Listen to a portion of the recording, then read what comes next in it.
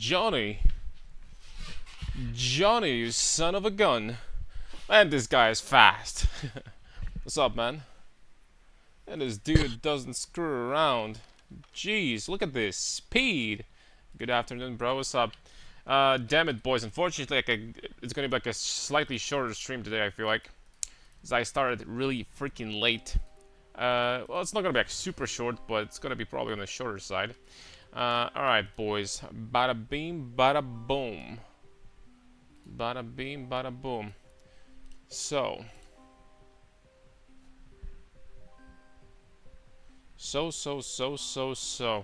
First things first. Let's give it a look. How much are Forbidden Flesh, Forbidden Flame jewels? 7 divines. You know what? We can run a couple. As long as you stay on EU schedule. Nah, tomorrow it's gonna be better. Sorry for today, I guess. My deepest apologies. I didn't mean to start so late. I didn't mean to. You guys trust me, right? You guys trust me, right? Right, guys? You guys have to trust me. I would never lie to you, my friends.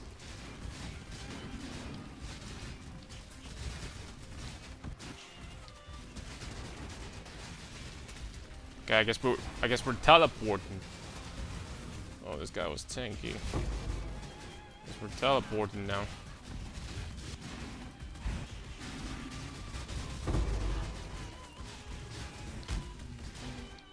I was kinda thinking about to like keep on using Soul Ascension, not gonna lie. Soul Ascension is such a nice pair of gloves. It really is. I love Soul Ascension, man.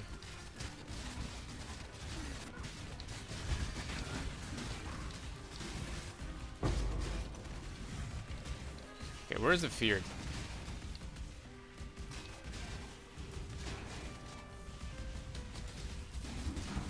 Found him.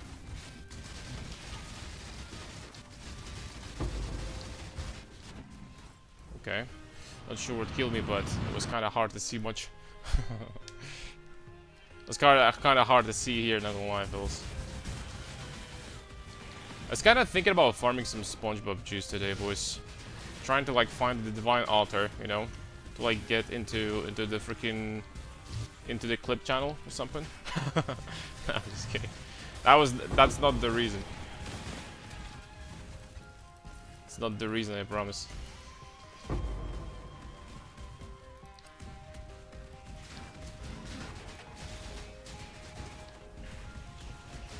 But finding one Divine Altar, I guess, would be kind of cool.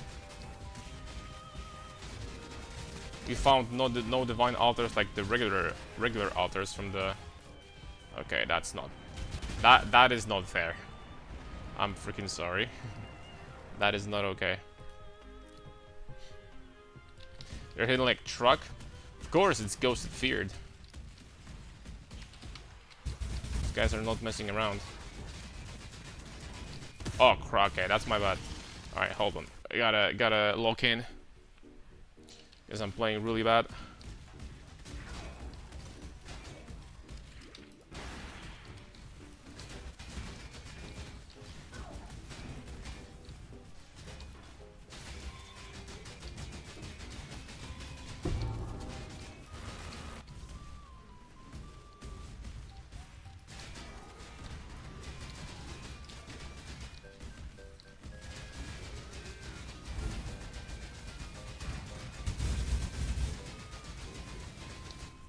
I swear it is true that one of these ghosts is giving those guys insane damage resistance versus crits. I don't know exactly if it's crits or what this is exactly, but it does give them damage resistance versus something. I don't know what that is, but it does.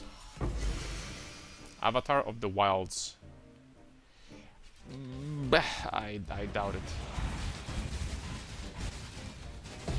I doubt it, my friends. I doubt that we just achieved money. I very much doubt it. We didn't achieve money, as a matter of fact. Or like 80 chaos or something. Okay, but it's okay. We've got more.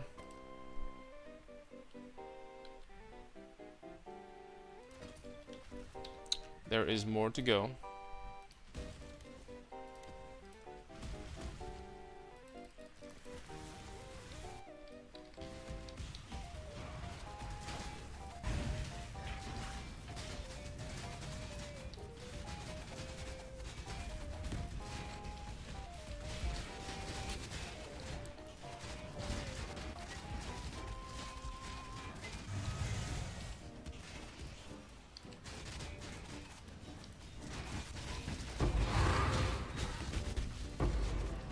Okay, now I'm ghosted too. Who's gonna be stronger? The feared ghost, ghosted feared, or ghosted me? Let's find out.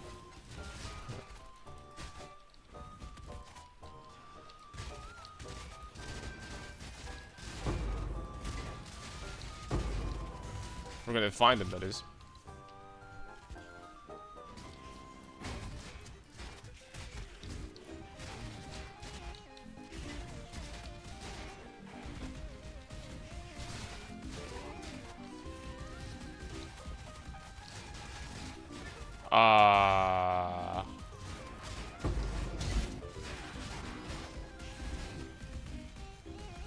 Okay, they're here.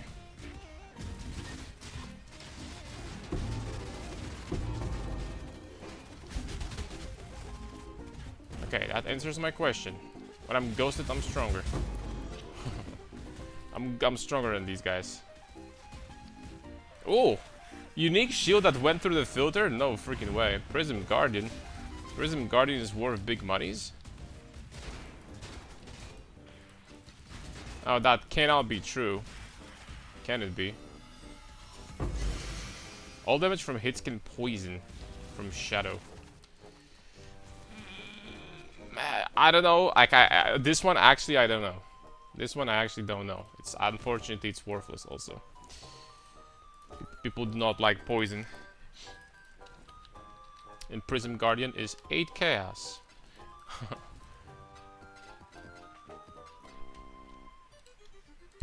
Tell you what, boys, I've seen more valuable drops before in my life. Yo! All of them are freaking gone from the market all of a sudden. What happened? Alright, screw this, we're not farming that anymore. Screw this, we're not farming that anymore. They're all freaking gone, dude! What happened, damn it? Fine, I'm gonna do something else. Watcher is I.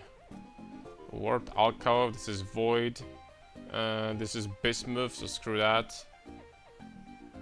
Glimmering Waste. Vortex Grounds again. And Glimmering Waste. I mean, I could be farming those Glimmering Waste. I mean, there's absolutely no problem with that. Absolutely zero issues with this.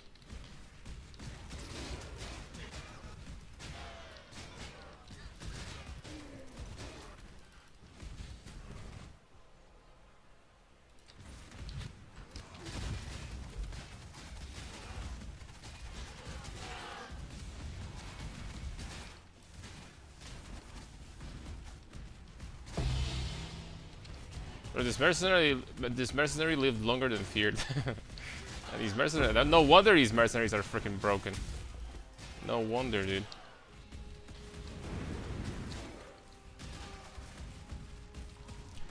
Myself, I might have to make a mercenary build, not gonna lie.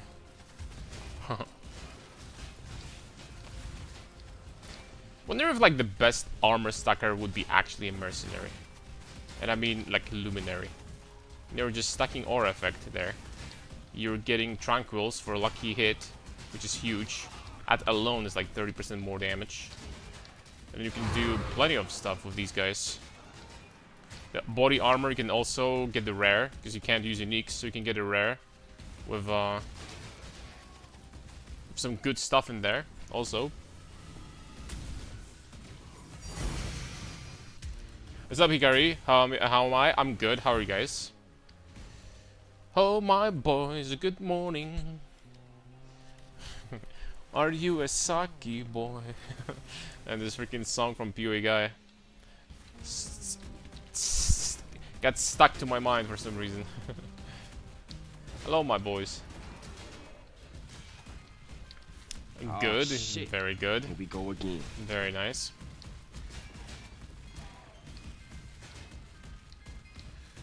Good, kind of sleepy though. Kind of sleepy. Slept like garbage today. But that's okay. It's okay because we're going places. We have plenty of things to do, boys. Release the video on YouTube if someone is interested, you know, to take a look at new POVs. But apart from that, we gotta start theory crafting next build soon. I'm telling you right now.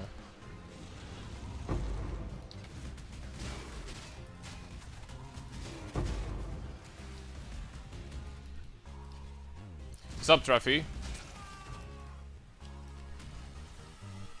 Thanks again, what's up, Alita? Thanks again for the build card. I run out of upgrades for the Paradoxica StrStack. I cleared all the U-bursts too, and I'm working on the challenges now. Perfect. You planning on clearing like some crazy valdos too, or are you okay for now? Thank you for watching. How's your day? Good. Just as I mentioned, just really sleepy because I slept like garbage today. But other than that, it was good. It was productive.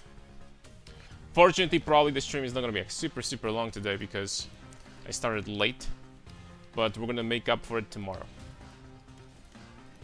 Can you do that with Dawnbreaker setup, or do you need to switch to Soul Taker for that? When it comes to difficult valdos, I'm gonna tell you that if you're like a mechanical prodigy and you can dodge a lot of hits and stuff like that, if you can fight feared really well, if you're like Mike Tyson when it comes to dodging, or like, you know, when it comes to fist fights, then I think you're gonna be fine. Should be on high investment. The smite version, the smite setup still has a lot of damage, so you should be fine. Tankiness, yeah, they're gonna be doing a lot of damage, right? But I guess you could. You're not gonna clear something like, you know, the DPS checks like Blasted Monolith with smite setup though. That is not going to be enough damage. Smite generally is not like great for maps like these.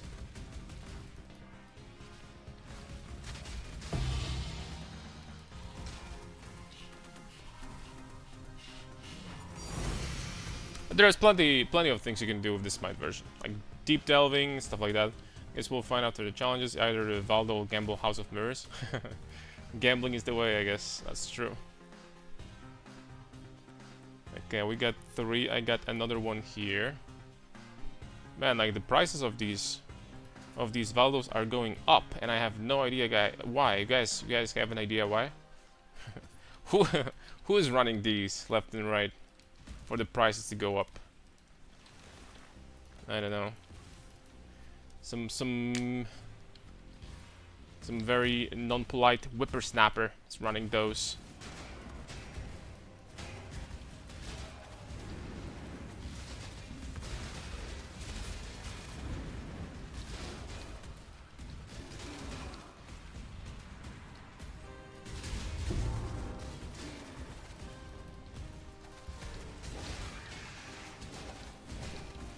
I was thinking off stream about the build, our next project that we're going to be going for, and I think like 90% sure I am going to settle for an armor stacker. As I mentioned before, we're going to do like a character for Voided Valdos, basically a character that's just not going to die. That is purpose. That is going to be its purpose. You know, of course, with some damage at the very least, right? We do want damage, obviously, to be able to like clear those at the end of the day, but that's the plan. So, you know, a best character for something like that with having this in mind, I think is still going to be a, I think that's still going to be Armor Stacker, right?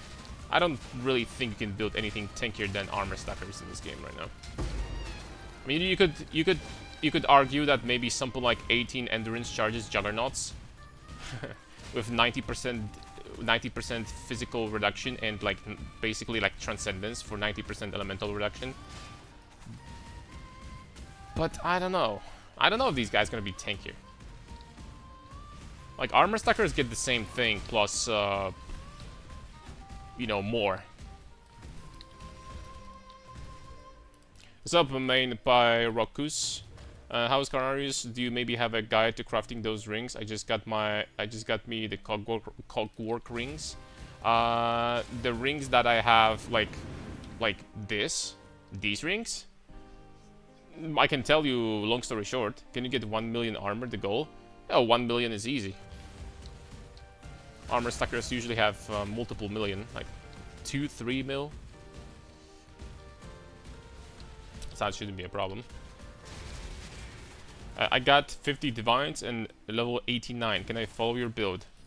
Like the earlier versions.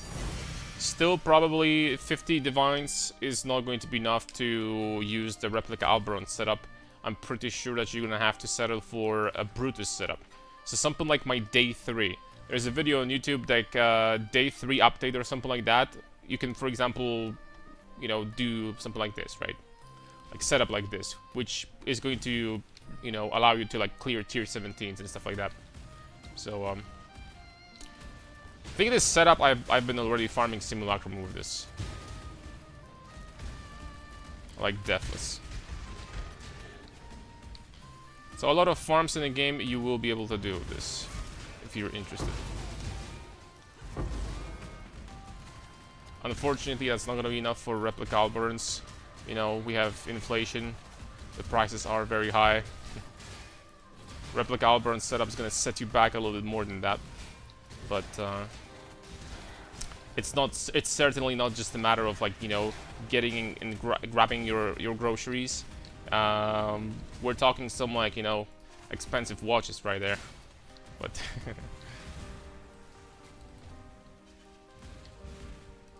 I didn't mean to freaking click on that shit, man. I didn't click on this.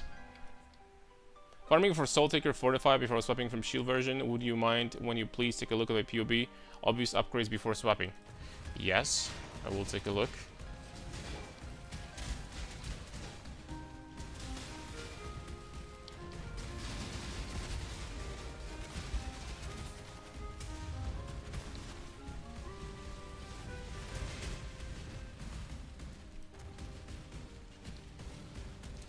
I am going to, indeed.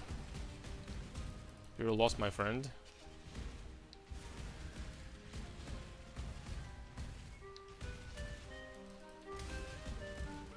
And the strand map is like so much better when it comes to farming Watcher's Eyes.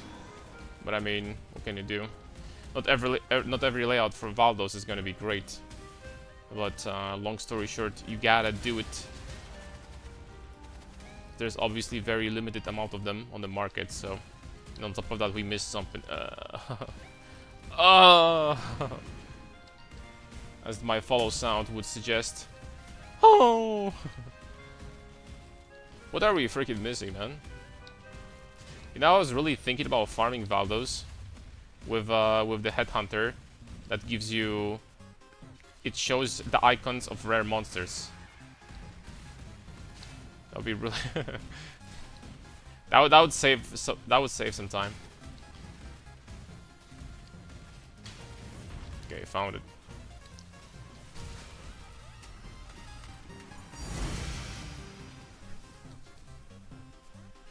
That would save some time for sure. Alright, how many do we have? 5. That's not enough. We're gonna farm some more.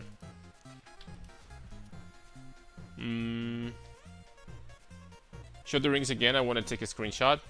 Nah, you know, something like that. Mostly just, I would say, forget about these. I would say mostly forget about these. This is most likely like not gonna happen, right? But if you're talking about like regular helicals like this, for example, I can tell you how to craft those. Because it's very, very simple. It's very, very simple. Alright, send me the POBs, my friend. Send it.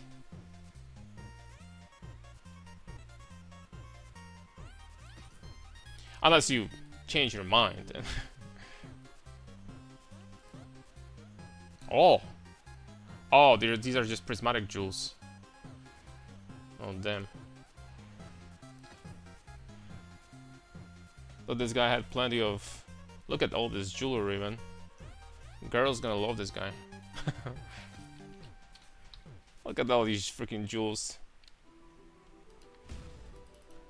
Alright, Traffy, I'm gonna run one more. I'm gonna take a look.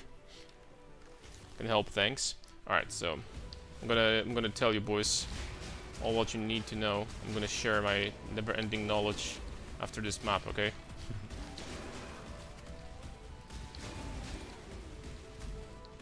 Never-ending spring of wisdom that just keeps on giving.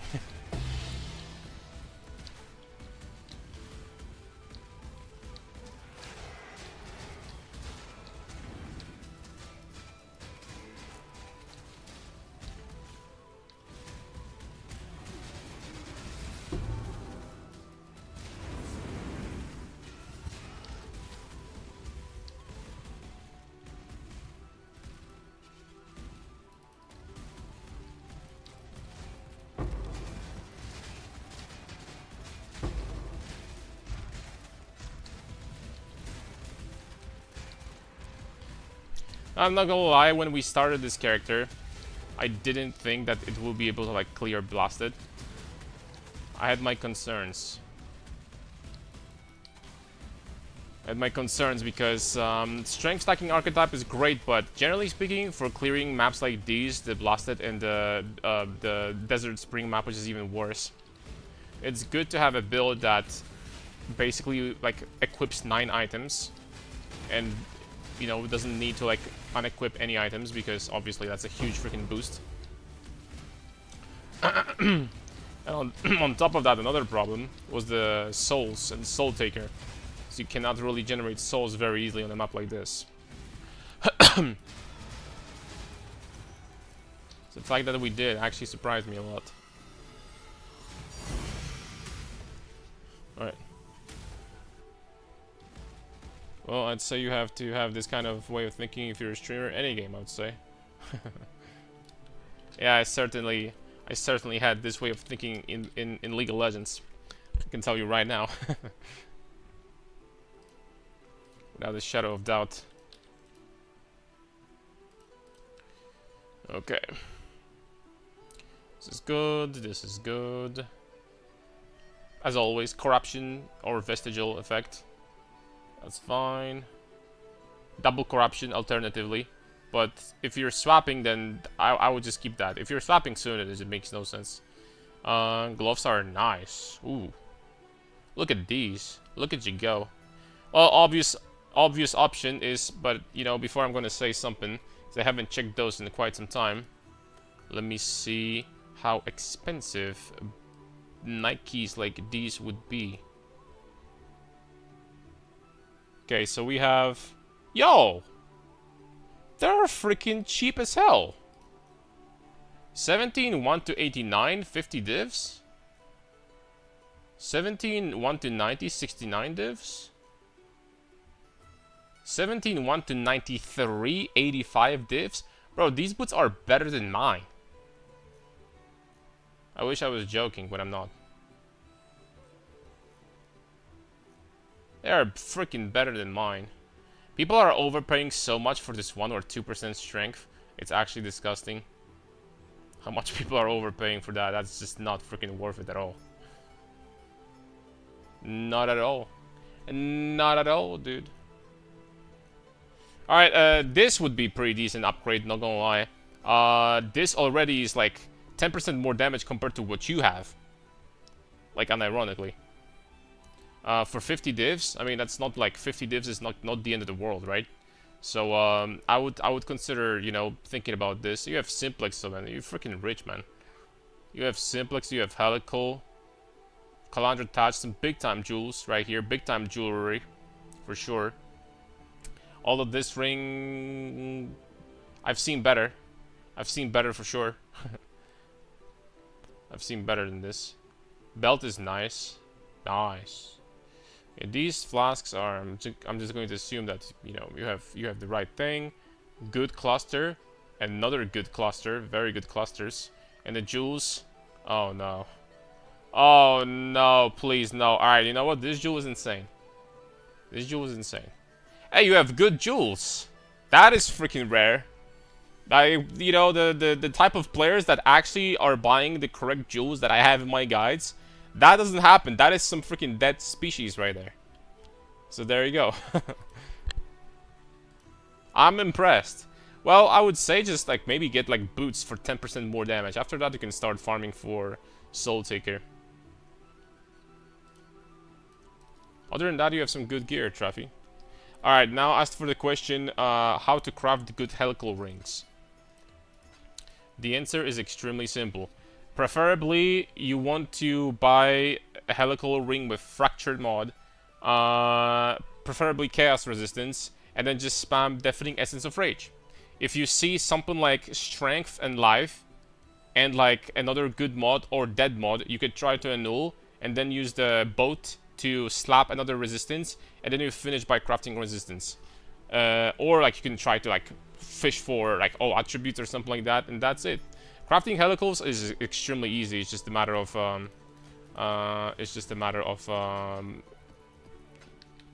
having currency to buy one, because helicals are expensive.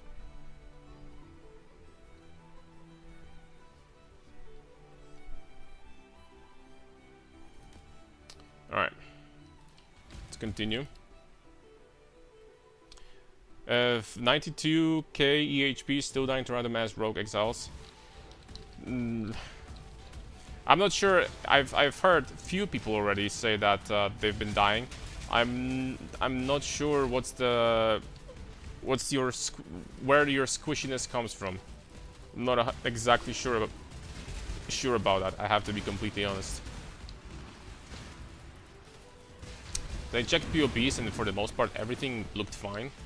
But when did you guys see me die last time that wasn't like feared with ghosts? When was the last time? You know what I mean?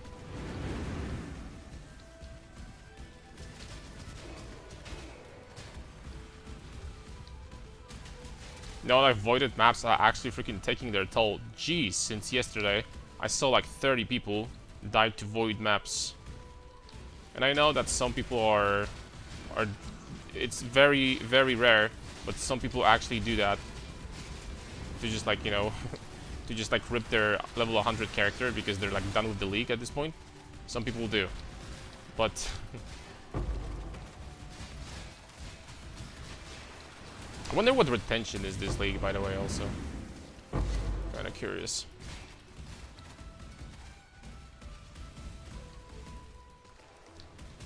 I wonder what the retention is. I've heard that some people were giving reports, I think like a week ago, that after a week, the retention in 3.29 looked really bad. I wonder. I wonder if this trend continues, or is it getting better? I feel like always the best retention we have in leagues where there's like a lot of tinks on the... There's a lot of tinks all the time. There's a lot of like farming methods and stuff. These are always the highest retention leagues. Like for example, look at Affliction, right? Or when the league is super crazy fun. It's also an option. Does the build need an update because you're using 2 weapons instead of a shield? A hard leveling. I'm assuming you haven't been following my YouTube, but I've been updating the build basically since day 1 of the league, so there's been a lot of updates since then. And besides, it's not really like an update. There's just like 2 different versions, right? The shield version is with Dawnbreaker, which is one of the versions that I had before on lower budgets. So, because this is the tankier version with Smite, you can also go the more DPS-y version with Dual Strike and Soul Taker, right? So there's been a lot of updates on YouTube since then.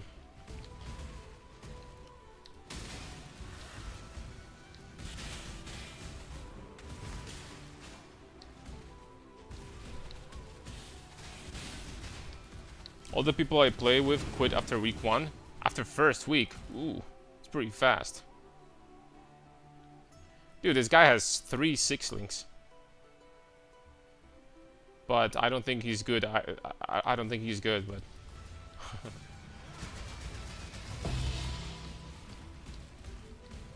It doesn't quite look like he's great.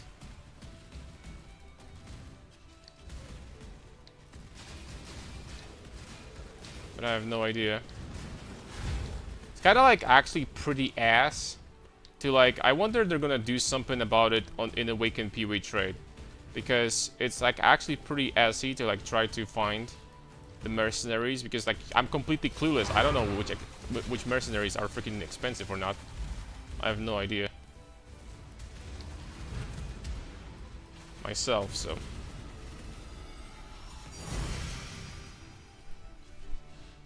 it's like learning from the scratch.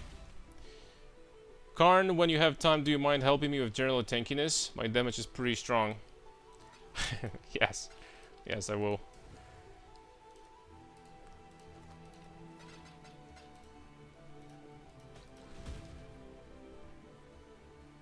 Many shot, kineticist, combatant, anything with return. I see. Which means that, long story short, I can just drop that. That is useless. And this doesn't work here. My warrant price, check on Google. Good, don't know if it's accurate. Like what's like the worst thing what's the worst thing that can happen? I'm going to like lose 2 mirrors by just missing like the best mercenary of all time. It's fine. What is the worst thing that can happen, guys?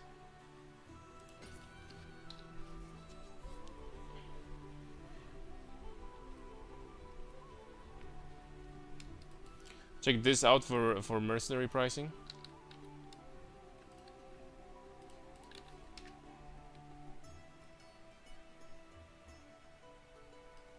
Oh. Okay. Okay, I might save this. I might save this for the future. This could prove useful. Alright, after this one, I think we're just gonna jump into SpongeBob juice farming, because I'm not gonna lie, we're kinda out of valdos on the market. Not too many of those available left.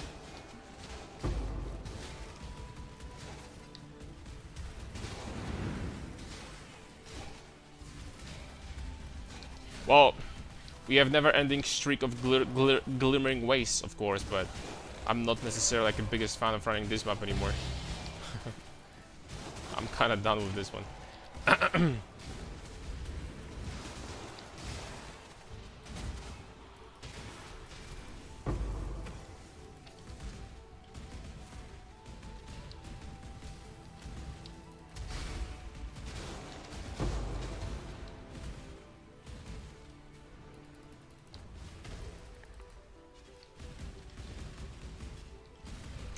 And these apparitions, they're trying to like shoot me down, man.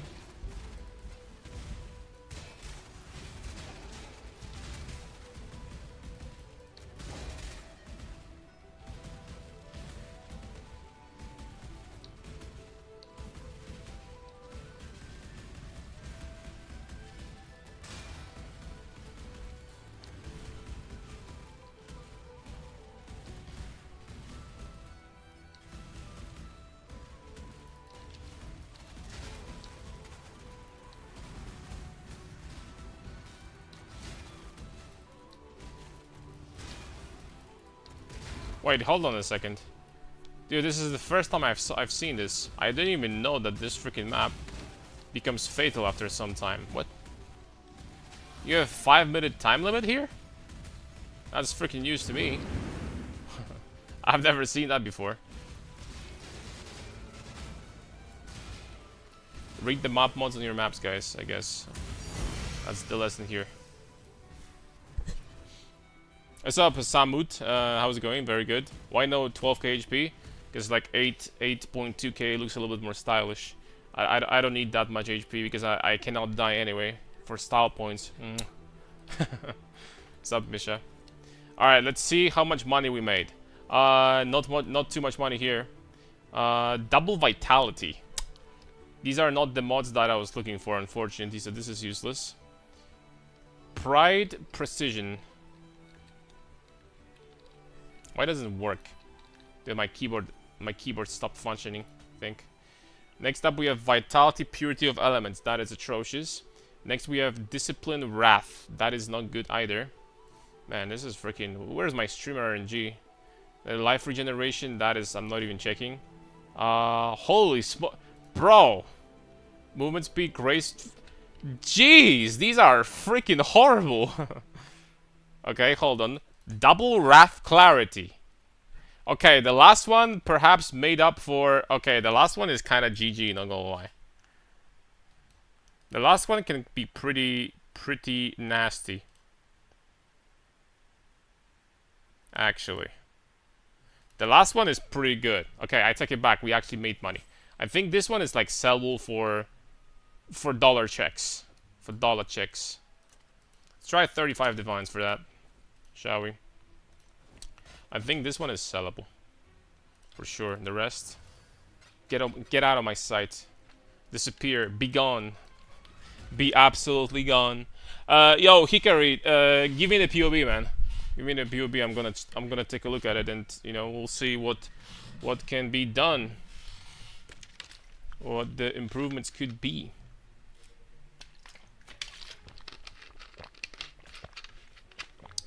How are you doing, Samad? Alright, it's time to farm some SpongeBob juice. I did some SpongeBob juice farming yesterday off stream a little bit. We farmed like 400k. Let's do some more today, shall we? Yeah, that's going to be like a nice change of pace from valdos. Because too much valdo farming definitely takes a toll on you.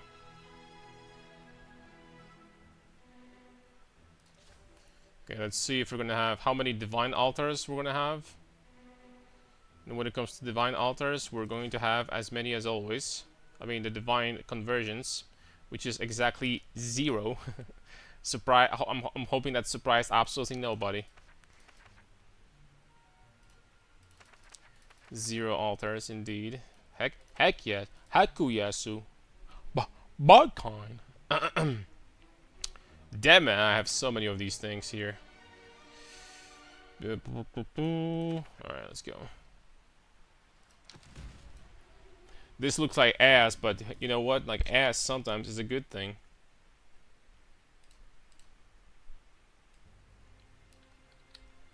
Restrained from asking for BB since, you know, bombarded by people asking. It's fine. It's fine. The retention in this league is really bad. The people are gone at this point, so it's fine. I have way less requests nowadays. Alright, let's take a look. Well, your max hit certainly does look pretty low. So the weapon is good. This weapon is good. Actually, I take it back. This weapon is pretty shitty. I don't know how much currency you have, but like having like a non-corrupted at this point would be way better with like just attack speed and attack speed harvest bench implicit. This one is fine. This one is fine. No corruption also. Try to get like +1. Shouldn't be like too expensive. Aspect of Lunaris. I'm assuming you're going to be recrafting this because this is not useful for you. So you have a dead suffix here. So getting chaos resistance here is going to be a big relief for sure. Or maybe even crafting like lightning chaos, lightning plus chaos on the suffix here instead of this aspect of Lunaris, and generally recrafting these gloves. They're not great, and the armor base would be better too. Always like few percent of PDR. Divine this to 18%. The amulet is absolutely dreadful. You need a new one. Also, the intelligence doesn't give you... Well, right now it does give you, I guess, a little bit, but you need something better. Or like at the very least, You need something better. Also try to slam like a exalted orb with a boat to try to hit life or something good. It's my recommendation. Ring is very good, apart from the fact that it doesn't have life. I mean, belt doesn't have resistance, so also it could be recrafted. The cluster jewel is dreadful, absolutely horrible. Gotta recraft that fast. You're missing way too many stats here. This one is better, but still not that great, but it's better. And the jewels.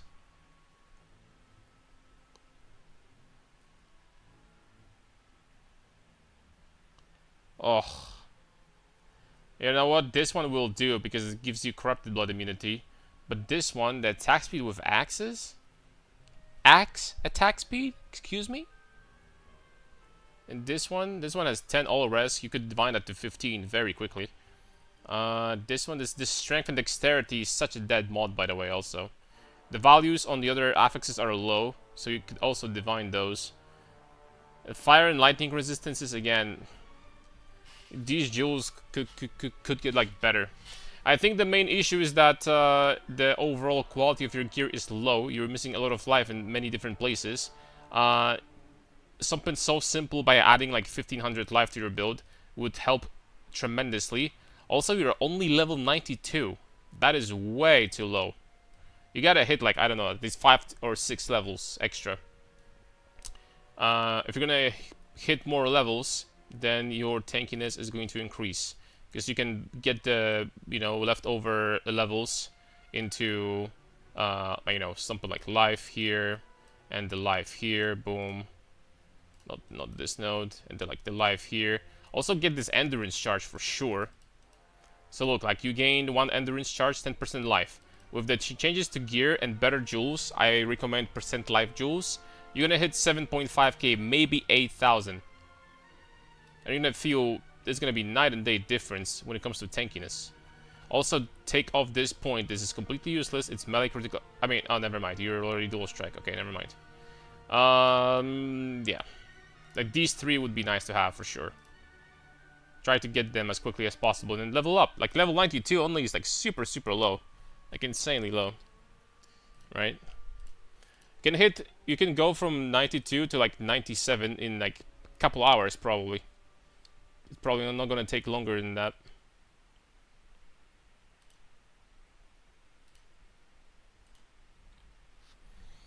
Dual strike versus heavy strike benefits. Could you tell something? Dual strike, if you want me to compare the build between my build and the Connor's build, my build is faster, does more damage. His build is tankier. And that's really it for the most part. Other than that, the builds are designed in similar way. I would say for the most part, they're designed quite similarly.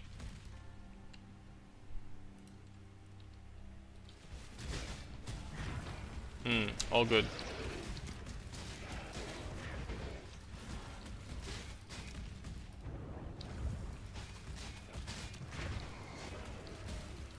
Best of luck trying to get upgrades.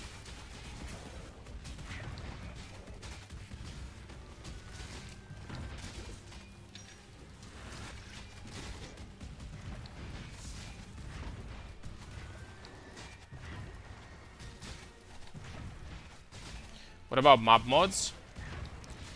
Pretty much same story again. My build doesn't like less recovery. And I'm pretty sure that his build doesn't like less recovery either. But the good news is that my build doesn't use mana at all, in a way, because I have like Soul Taker, so I can use attacks even with insufficient mana.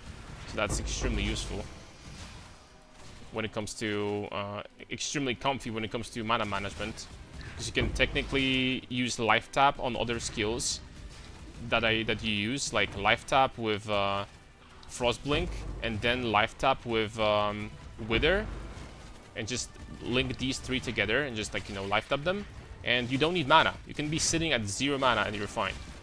And that's really cool. So that's like, I guess, really convenient.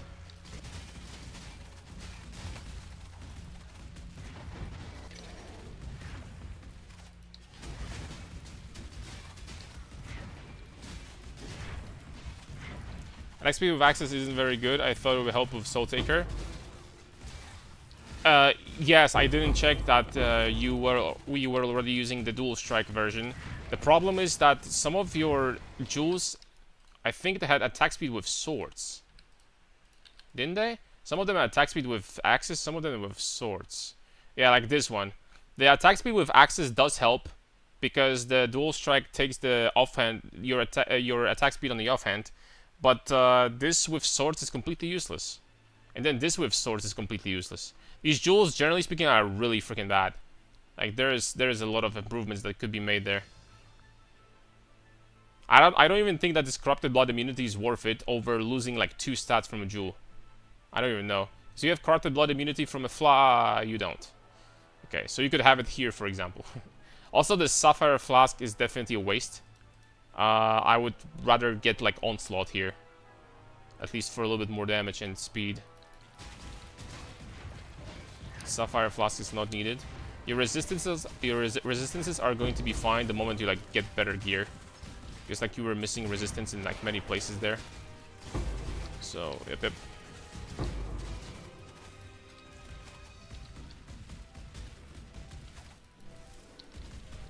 Do I just owl spam for jewel? Nope. You buy fractured jewel with crit multi, 18% crit multi with one-handed weapons, and then you reforge life on the bench. That's my recommendation. That's how I've crafted these jewels, these bad boys, all of them, every single one of them. Alternatively, you can sacrifice strength for something that you need. Like, I don't know, you're gonna find melee crit multi, or I don't know, accuracy or something good that you're gonna find there. You can exchange that strength for that. It's gonna be fine.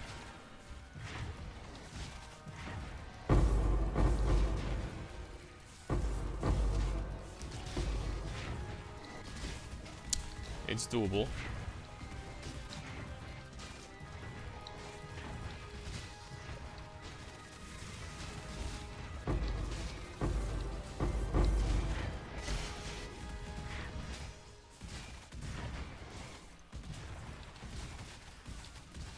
Okay, this was completely empty. Holy freaking empty, dude. We got some SpongeBob juice, but that's about it. That's about it. Man, we got freaking nothing here. The depths of the oceans are freaking empty, man. There's a thief or something here, because maybe these ghosts from here, from the cage, stole the loot, because I don't know what's going on. What about weapon swap for KB? Is it any good in your setup? Nope, it's impossible to do. Because my setup uses well, I guess it's not impossible, because my setup uses Crown of Ice. So the thing is that it's kind of counterintuitive, right? Like productive, should I say? Because with Crown of Ice, like you're losing basically the. You could be using like any one skill really, if you wanted to do something like offhand, like, you know, tech or something like that. Like on paper you could do that if you wanted to. I don't think that's necessarily worth it. I mean, you could. You could, but I think that having like Soul Eater with Soul Taker is really, really fun by itself.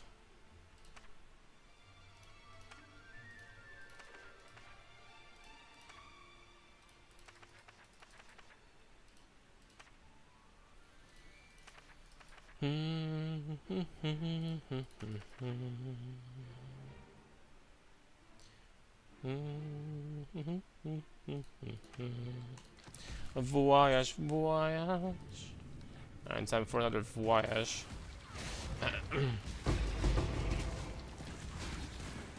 Dude, I actually need to check that. I'm sorry.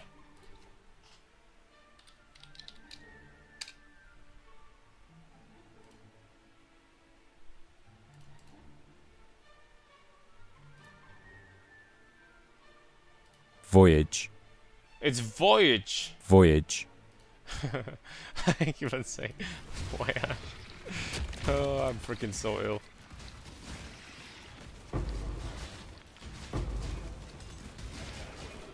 Voyage.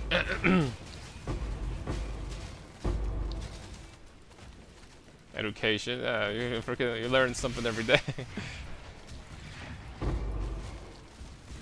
Hey, nothing's gonna teach you English better than watching movies in English and playing video games. That's just the freaking reality. I got all my English basically as a kid just by freaking playing games, watching freaking movies and stuff. Like I'm dead serious.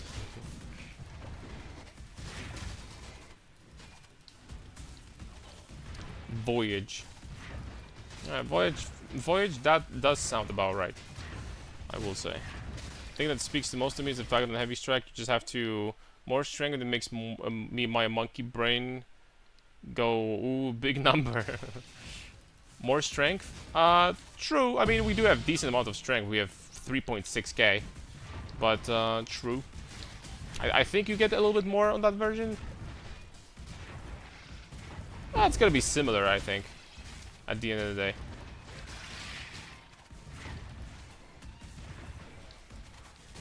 Get up to 4k? Yeah. I could get a little bit more if I wanted to. I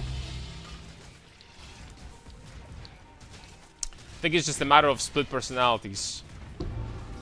But the reason why I am not going to be using split personalities is because his version, I do believe, requires intelligence to get the double damage from heavy strike, and I don't need that.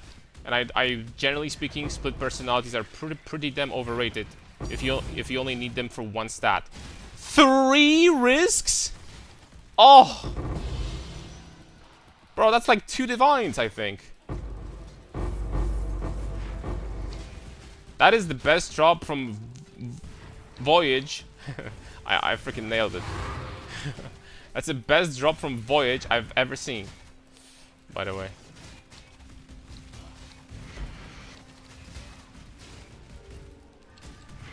Hey, let's go.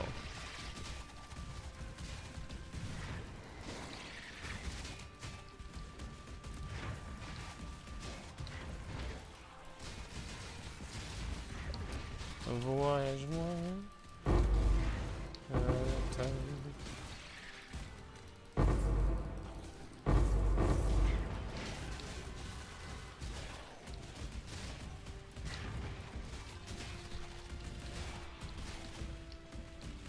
You know, like the number of your strength doesn't mean everything. You know what they say? Size doesn't mean everything.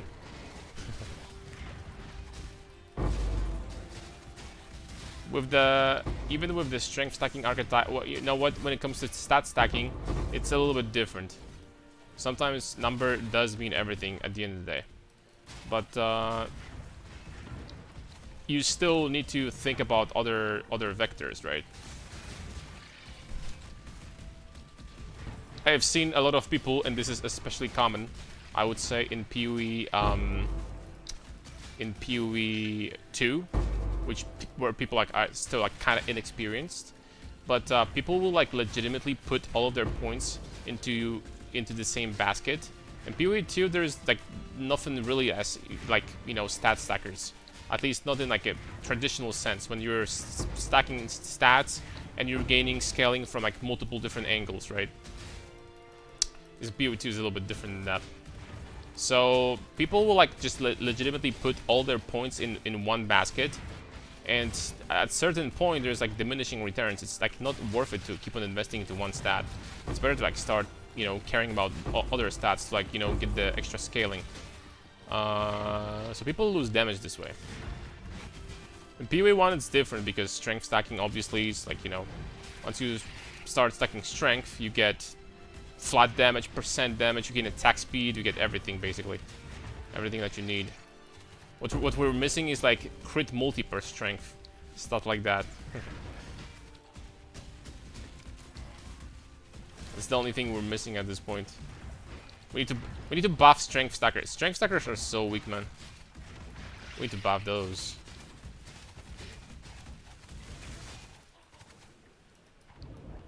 Get over here, boys. I am opening this diviner. Get your ass over here. You can do it. There we go.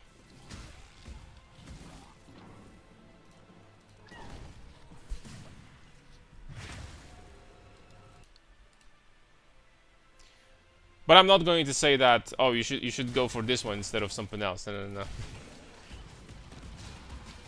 That's not what I'm saying.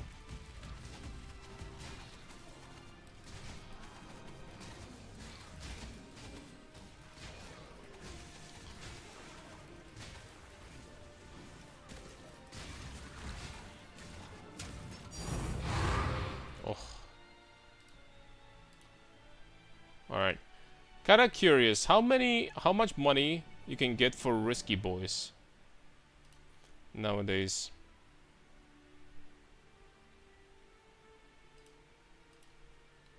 How much money can you get for risky boys?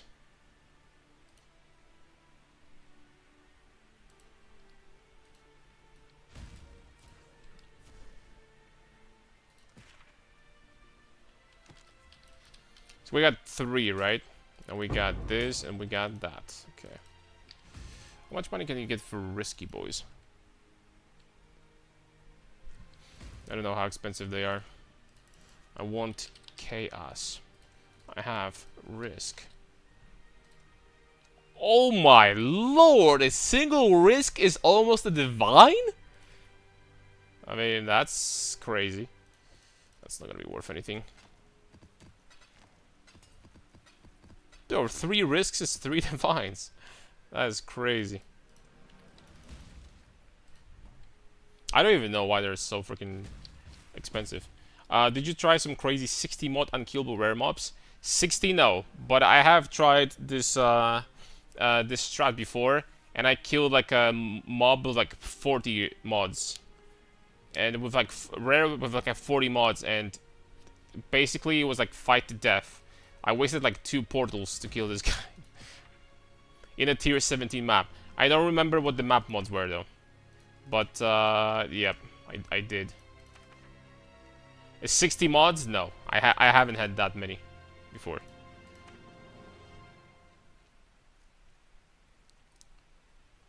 That is too much even for me. I mean, too much. I haven't tried, right? But I haven't had the opportunity.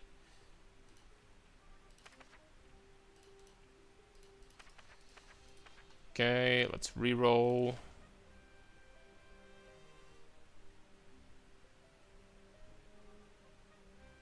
Nope.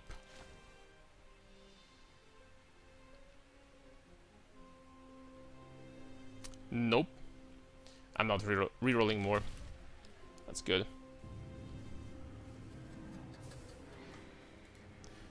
A number of mods, but more of a combo. Sometimes it's 12 mod, but mods comboed. I think that at 60 mods, you pretty much, the monster has every single mod that there is. There is a limit of how many rare mods there are, right? I'm pretty sure. I mean, I'm pretty sure. I don't know the limit. I don't know how many of them are in total, but there's probably like not 100 of them. I doubt it.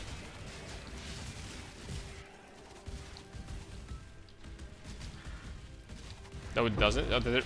What you mean by that? There's like no limit? Since I was one-shotting 60 mods.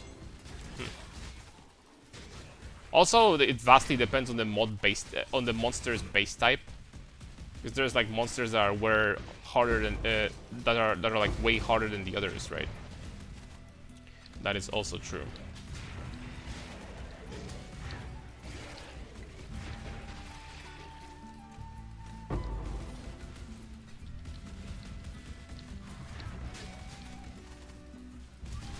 Yeah, so I didn't have monsters that were like straight up immortal, but I had some tough monsters for sure. I'm pretty sure that there's some combos that you will probably just not be able to kill. It would actually be harder than the worst valdos. That's my big prediction.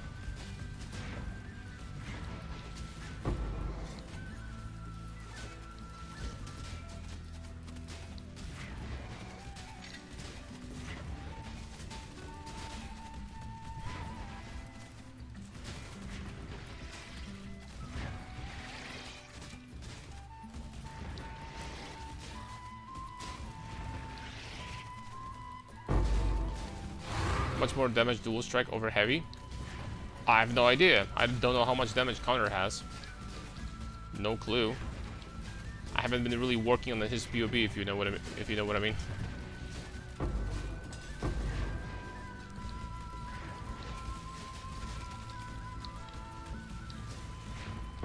No, I have no idea. Probably. It's just my fat prediction, but with Soul Eater stacks, probably I would be doing like 2 times more damage. Maybe more than that. Possibly more than that. Like with full Soul Eater stacks, it's probably more than that, but I don't know how much he has. Like 400 million?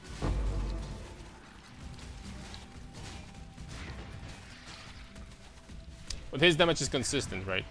Because I think he is Mage Blood plus so it's like what he has, he always has it. My damage is very high even without buffs, but with buffs, it's like much higher.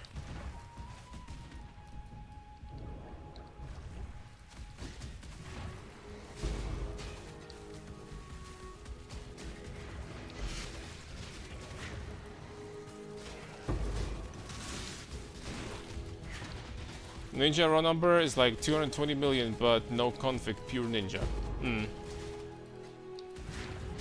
I mean, he did do blasted monolith, right? And I did it barely. I needed to take off 2 rings. And also blasted monolith is like not great for my build because there's like no way to generate a lot of souls on that map. So no, you can play this build with the Mage Blood if you want to. Absolutely. You absolutely can. It's gonna give you consistent defenses and you know, whatever you're gonna use on Mage Blood. I think there are better builds for Mage Blood, generally speaking, but you can still use it on this one. You know what I'm super excited for? They said that they're bringing back the Mirage League next league in 3.30, and they're bringing back the belts. And oh boy, bro, we will be doing some freaking disgusting amount of damage with the belts. This build would be like perfect for this thing with the belt, because I could drop my flasks, and then I could get another helical ring from the bloodline. Oh, man, this would be freaking disgusting.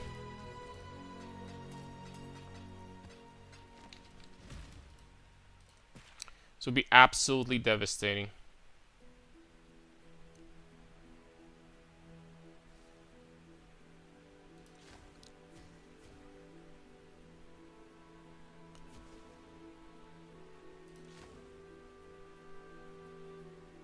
Okay, you know what? This one is kind of cool. There is rare monsters in adjacent areas drop SpongeBob juice in 2 places here. I kind of like that. I kind of like this one, not gonna lie.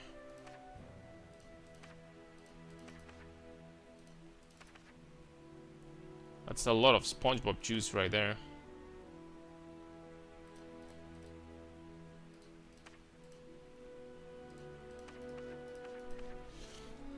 3k diffs, what? And I want to do strength stacking. 3,000 divine orbs? Man, what are you, like a Rockefeller or something? Your uncle is like freaking Jeff Bezos?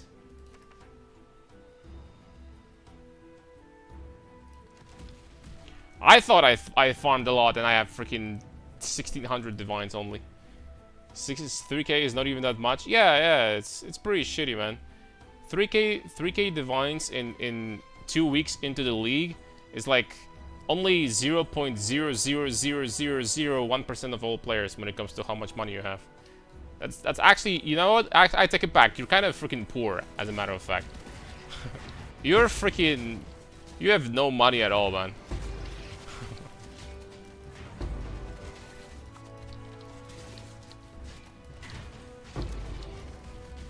Guys, he's not RMT. Stop asking him stupid questions.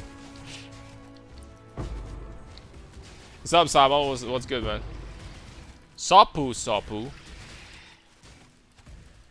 Oh, what is this? That's a lot of gold. Like, I'm gonna pick up all this gold. I'm gonna be as rich as you. Did I pick 3,000 divines here? Feel poor this league?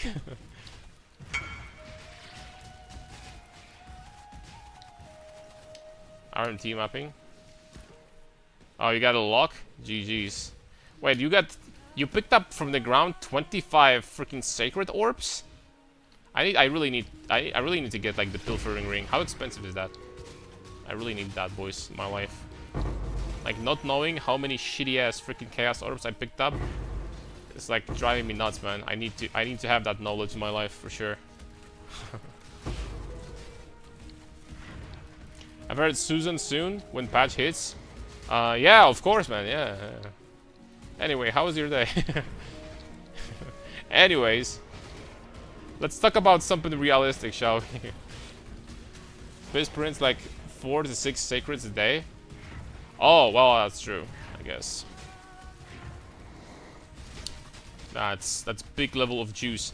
How much currency, like, you would say you can make, like, per hour doing the Abyss strats?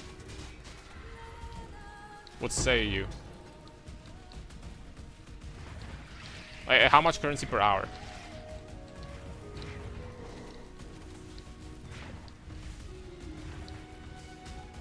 I might need to jump into that, not gonna lie. If there is a build that's gonna be farming this shit fast, it's this one. For sure.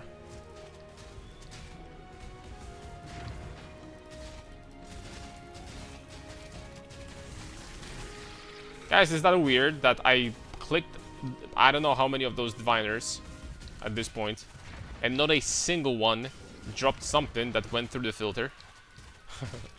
Is that okay? Not a single one of these freaking diviners dropped something that went through the filter.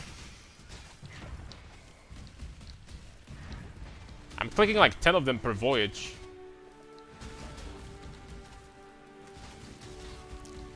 Well, maybe not 10, but plenty.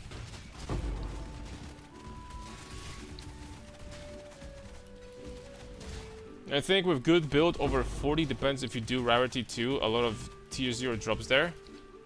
Oh damn, 40 diffs per hour. Holy smokes. So yeah, people are complaining that there's no loot in this game.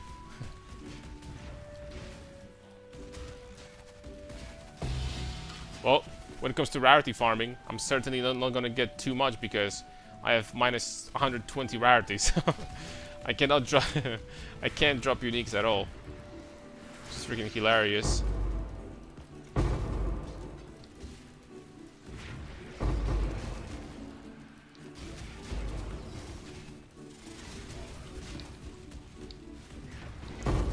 Uh, 400 rarity, dropped 3 mage bloods and 2 headhunters and a shit ton of tier 0s. Holy smokes. That is some next level dedication to the magic find farming. I gotta say personally, magic find is my most hated stat in the game. To me, they could just like remove it and I wouldn't mind. I always didn't like the idea of like nerfing your characters so that you can get more loot. I just freaking don't like that.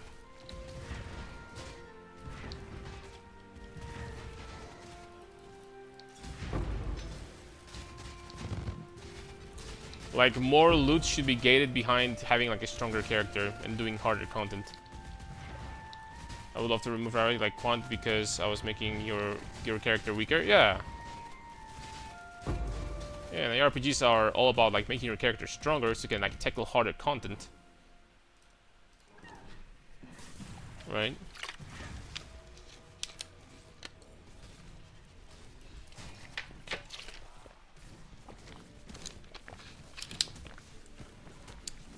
What gives this build so much survivability? We have endurance charges, 5 currently, you can easily make it 6. With these 2 points, I just dropped them for now. Good life pool. Sublime, so immunity to cold and lightning damage, 90 fire res. Arctic armor, which reduces basically all elemental damage taken. with this tech. So you're getting like 23% less damage taken effectively with this. What else? Immortal Call on Juggernaut is strong. Like your Juggernaut, right? You could fit in if you really wanted to. Well, okay. You could fit in if you wanted to, like the aspect of Lunaris for like 16% DR again. Yeah. I might be missing something. Well, cap block, 75% block, immunity to like pretty much majority of annoying debuffs in the game because once again you're Jugg, so you get unstoppable. It's pretty tank. Blood Notch. I mean, that's freaking useless, isn't it? Yep. Perfect roll. 1 divine. Well, thanks, sir. You know what? We can freaking vault this shit. Cannot be maimed. It's actually we lost value. It's worse now.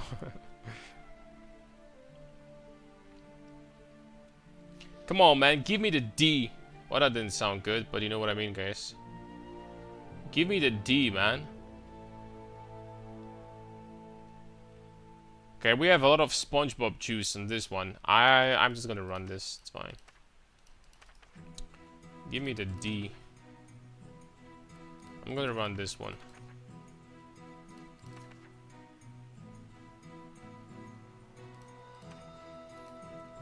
We have a straight line somewhere? We don't. Damn it, not a single straight line? That is crazy, by the way. Alright, we're just gonna do it like this. Fine.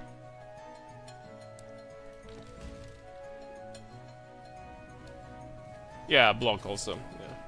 So hard to decide what skill I want to use. I gotta be honest, if you plan on doing this exact setup, you're kinda stuck to... Well, there are a few other options. You can use basically skills that hit with both weapons at the same time. So you can hit like, obviously dual strike, but also like Mamba Strike you can use. You can use Cleave if you want to. And that's pretty much it. Because if you're going to be using a different skill, you're not going to be gaining the Soul Eater stacks from Soul Taker. So that's the entire, you know... And also, it's going to be less efficient because Replica Alberons gives the flood damage bonus to both of your weapons. So it's not going to be as much damage either if you're going to be using like a different skill. So the amount of skills you can use is actually a little bit limited. But hey, I mean, I've even used Flicker Strike because people asked me to, and it worked. It worked. It worked just fine.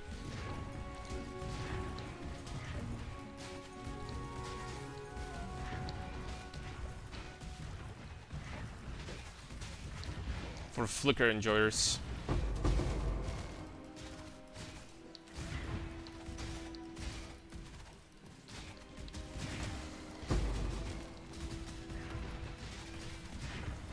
Okay, give me that SpongeBob juice.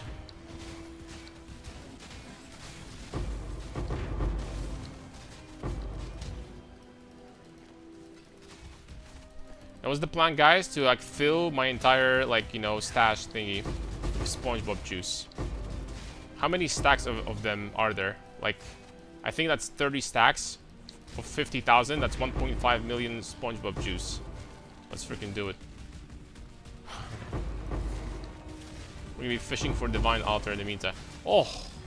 Maybe fishing for Divine Altar in the meantime. You know, sometimes you can get some good money from this, actually, from the leak mechanic. I wonder when they're gonna add these cursed ducats so you can juice the, you know, this place more. I'm hoping they're gonna do it quickly, very soon. But, I mean, like last voyage, we got freaking 3 risky boys. So that's 3 divs.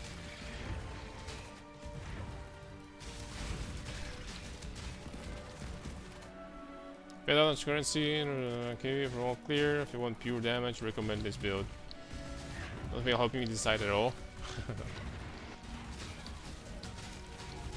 Do you prefer to like have like having this slower playstyle, but like being a tank? You know, because this is kind of like Connor's build. It kind of feels like just like pure freaking tank, immovable. He's still gonna die in valdos from time to time, but he's tankier for sure. Or do you prefer like freaking being on crack and turbo speed?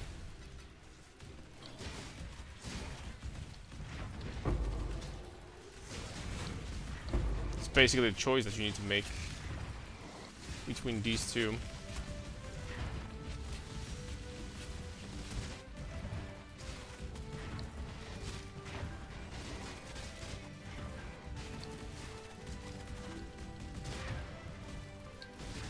Message in the bottle. And a bottle of rum. Yar. Where am I getting spongebob? Okay, yeah. Rare monsters in here. So let's hunt for some rares.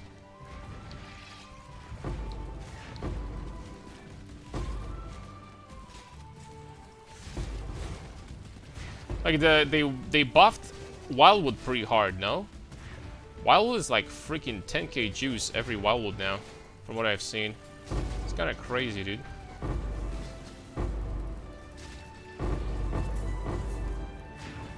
It's kind of crazy what they did with it. I don't know how much this will translate into gains, but that would be absolutely insanity, by the way. If we... do you remember, like, Eliasov? Do you remember the Blight at its peak? Imagine, like, Blight at its peak with freaking 10k juice. Jeez. That'll be hilarious.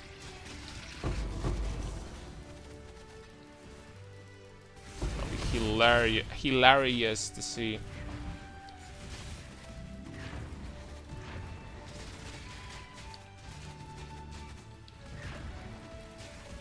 Can I click on this thing?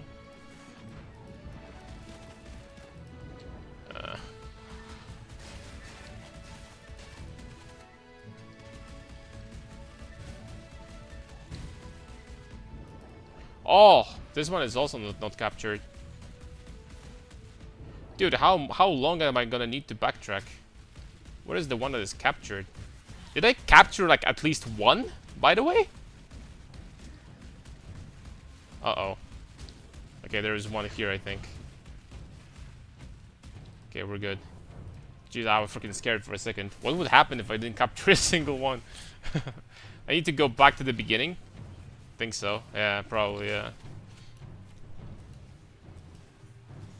What about Molten Strike Gladiator?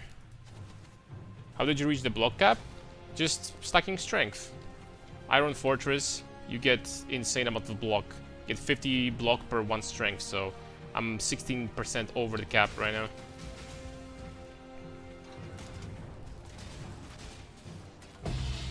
Stronger you get, the blockier you get, I guess. That freaking made no sense, but... Ooh, 20 stacked dicks. Let's go. From the message. You got message from Caliph.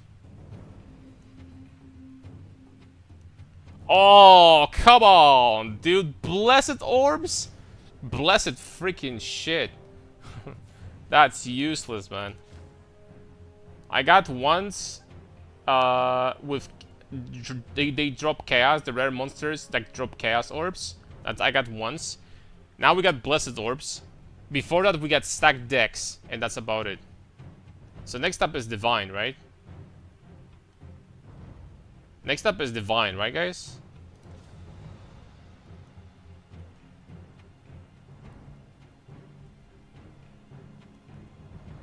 Yeah, next up is divine. My freaking dreams. My freaking dreams, dude. You know what? Let's do this layout a little bit differently this time. For the sake of change. Bada bing, bada boom. Problem is I don't have straight lines. There's kind of limited options. Boom, boom. do something like that.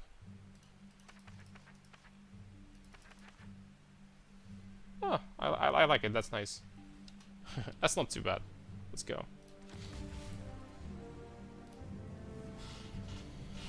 Molten Strike, I'll tell you what, Molten Strike is one of my favorite skills of all time. There is nothing better than freaking producing multiple balls per second. That didn't sound good. But anyway, Molten Strike is great. The only problem with Molten Strike is that simultaneously, it's probably one of the worst clearing skills in a game.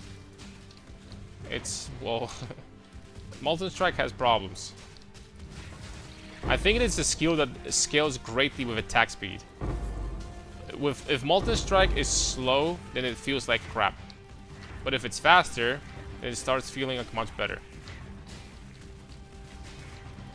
For sure.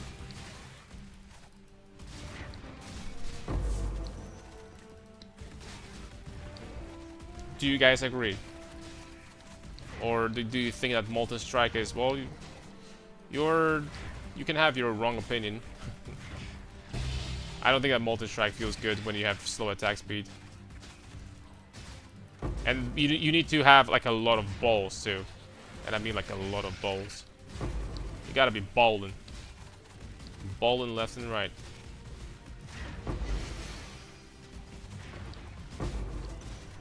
You know, since, you know, a long time ago, they nerfed Molten Strike so many times.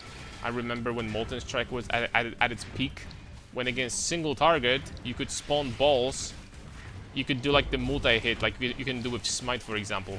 And by standing slightly away from the monster, you could spawn balls twice. And that was freaking OP as hell. On top of that, we had Helmet Enchant that gave you +3 to Molten Strike projectiles. And if you guys remember the Wildfire Jewel, that you can have 2 by the way, that give you +2 projectiles each. Molten Strike was pretty cool, man. Molten Strike was pretty cool to say the least.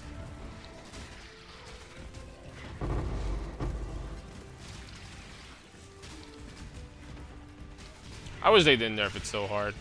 They had to, but I think that always, when they're nerfing something, I think it's always a mistake to nerf something mechanically instead of nerfing its numbers. I think that's always a freaking mistake. Like, for example, the most fun part about Molten Strike was the fact that you were producing so many freaking balls. And what did they nerf? They nerfed freaking balls. The amount of balls, of course. They didn't nerf damage. Nah, damage nerf? Nah, just make the skill freaking shit to play. That's better, right? Like, I don't know, man. Oh. Sunken Opulence.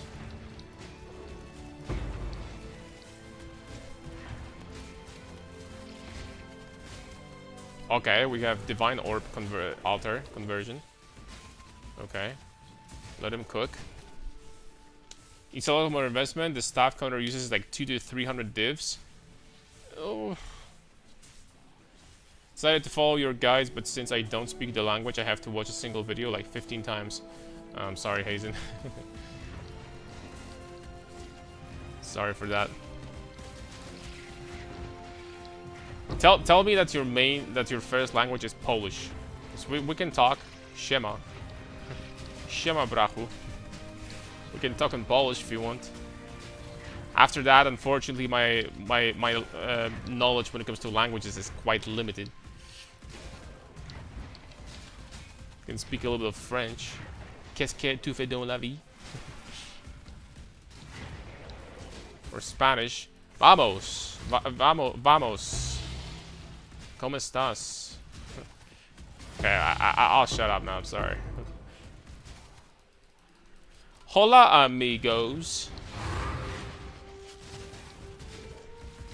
Mine is Eliasove. You're freaking. Oh, you're Polish? Your language is the freaking language of money.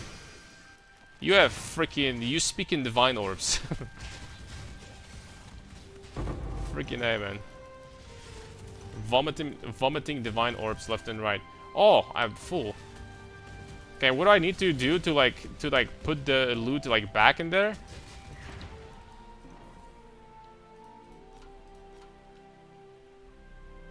Can I just like do one click and then just like put all of that shit from here to... Oh, you know what? I don't need much more space. It's fine. I'm just gonna do it like this. Send to surface, bro. You're speaking divine orbs, man. You're the richest person I've ever seen. 3k divs? Bro, you have as much money as Flopgun, I think. Or like close to. I don't know how much money he has, but... Actually, I don't know. Only in Russian? Ah, I see. Thanks. The guides are still very clear and accessible. The pleasure is on my side, my friend. Thank you. Oh, we have to go. We gotta go, boys. I have 5 times less than that, at least. What? He has like 25 mirrors already? Holy smokes, this guy. No, personally, this is like the league where I think I have like the most currency, I will say. Because right now, if I included everything that I have, I would probably have around 6 to 7 mirrors. Something like this. But still, how are you guys making this freaking much money, man? The most I had in Affliction? Affliction doesn't count, man. Everyone had freaking 7 million divines in Affliction. Let's collect the loot. Take all. Take it. Marlin's Fallacy.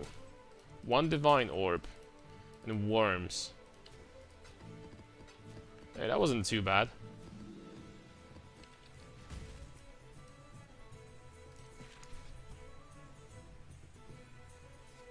Do you actually know what Qu'est-ce que tu fais dans la vie means?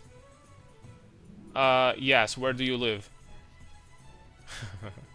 Hola, amigo. Me gustaría que volviera... Okay, I'm sorry. Nasus. I understood Nasus. I understood that.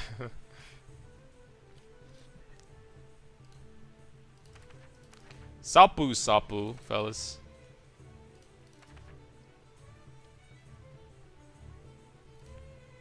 Ni hao, my friends. Alright, what do we got here? Bada beam. Bada boom.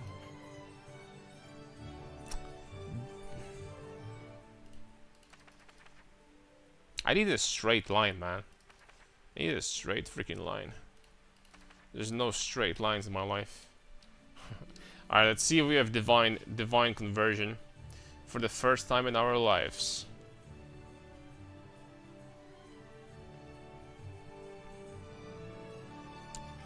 If not, report Blizzard. Basic currency items by monsters adjacent areas instead dropped as stacked decks. Huh.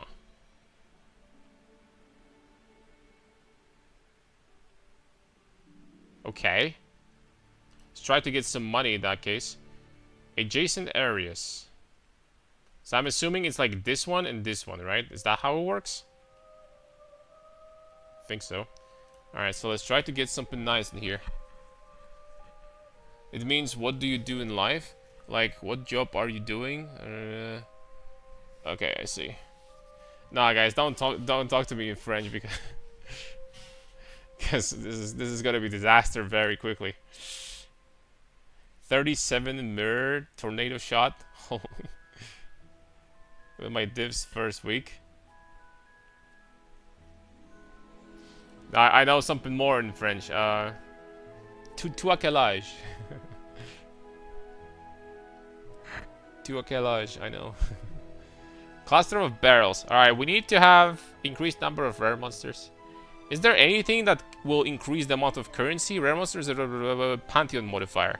I mean, that sounds pretty juicy. Exiles. 2 Arcanist Strongbox. Oh! Okay, that's perfect. Arcanist Strongbox is freaking perfect, dude. That is it. Can I have some more Arcanist Strongboxes in that case? Packs of Octopi. Soul Eater. Deadman sulfur found in all voyage areas. Voyage, voyage. Blue. 2 messages in bottles. Yeah, that's actually kind of cracked, dude. Pantheon modifier. Arcanist strong boxes. Oh, hell yeah. Hell yeah. Alright, let's go. We're farming 2,000 stacked decks here. Let's go.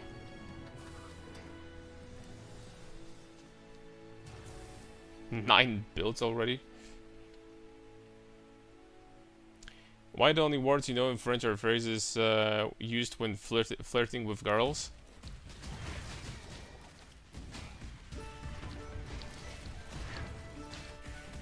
Do you have more questions? You have more questions, man? Next question, bro.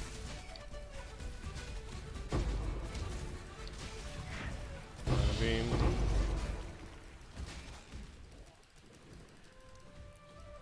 Alright. I'm going to pretend I didn't see that.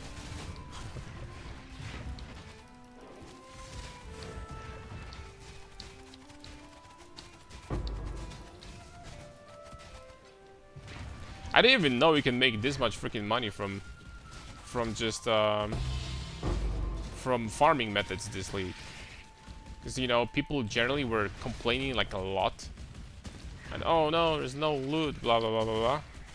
And all of a sudden, 40 divs per hour? Crazy, man.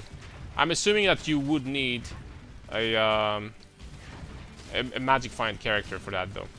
I'm going to assume.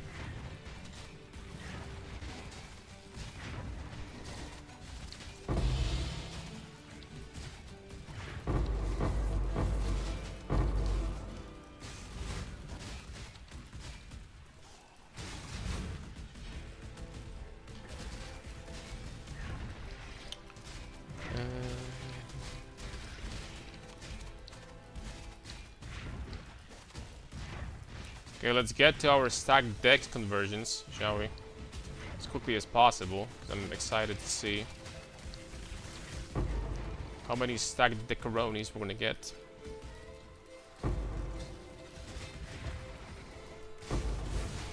This is not like 10% conversion, right? This is the basic currency drops as stacked decks. Straight up. I do believe.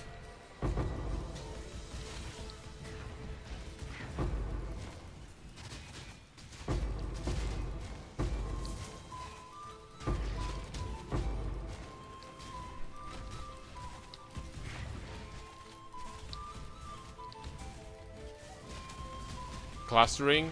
Clustering also, kinetic blast got nerfed really hard, didn't it? Or was it like a different league? Because I remember this skill was absolutely busted one league, but I think they nerfed it eventually.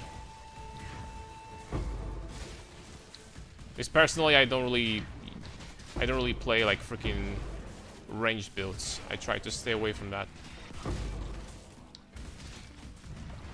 I'll tell you one thing though, once they're gonna add belts from Mirage, this build next league, unless we're gonna get nerfed really hard, is gonna be freaking holy smokes, man.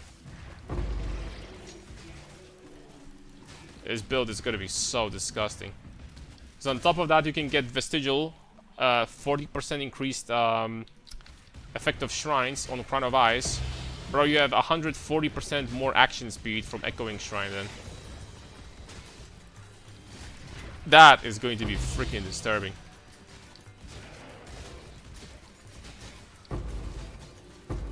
Man, where are my stacked decks at? Didn't they say that I'm supposed to... We got 33? That's it? Where's stacked decaronis? The same as not making money. Completely 2 different cases. People misunderstand. No loot, no money making mapping. But it's crazy strong anyway.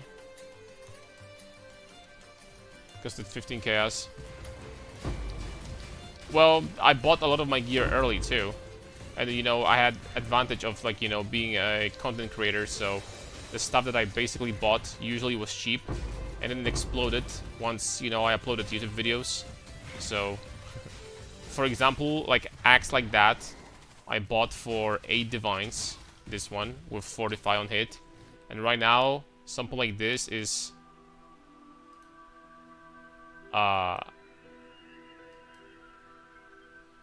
okay, it's like a mirror. So... it's 50% fortify on hit. So it's pretty damn expensive.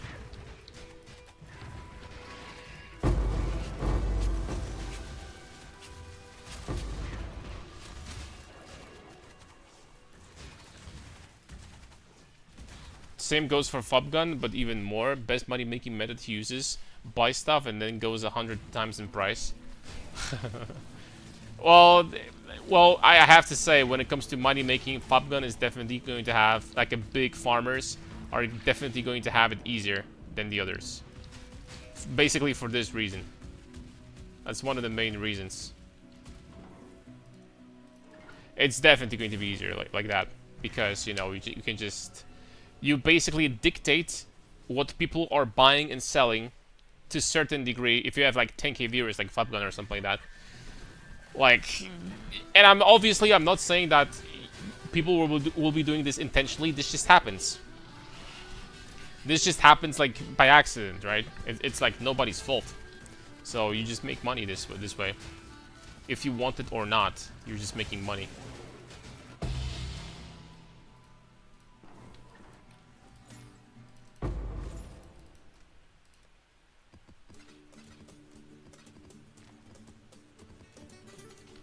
Okay.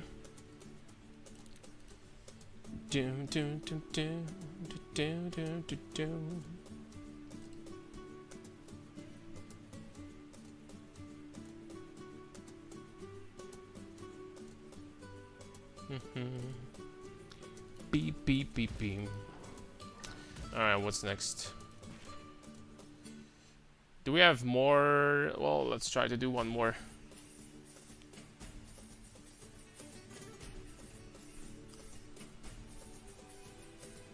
Yo, his build, you're slow, you're doomed, but if you're fast, you make money because you buy the same item second after he does, and then you made 10 times more money. Yeah, I'm not super necessarily experienced with flipping. Flipping is one thing that I just, like, never do, right? I literally never do that. Like, trying to look for items to, like, sell them more expensive, it was always, like, so freaking boring to me.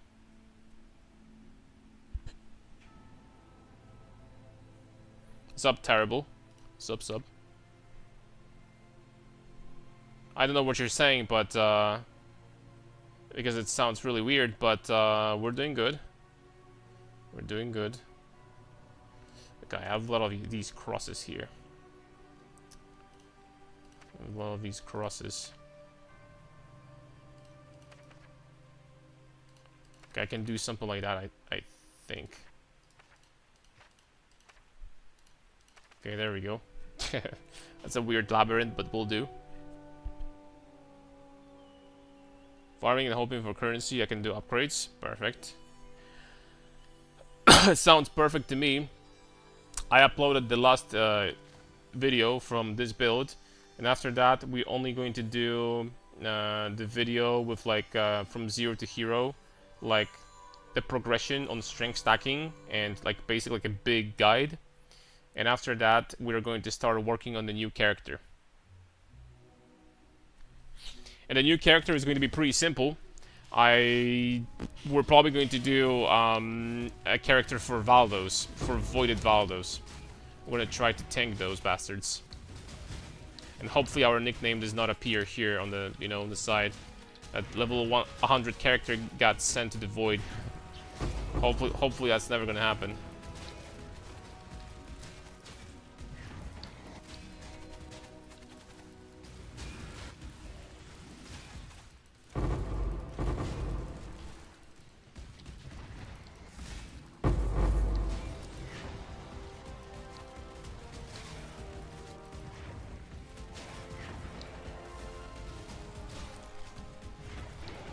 How many kills? 2.4 million. But I've been farming, well, I've been farming a lot of valdos recently. And before that, I've been farming simulacrum, and I've been farming bosses. So my kill count is definitely not going to be super high. I can tell you right now. It's definitely not going to be amazing.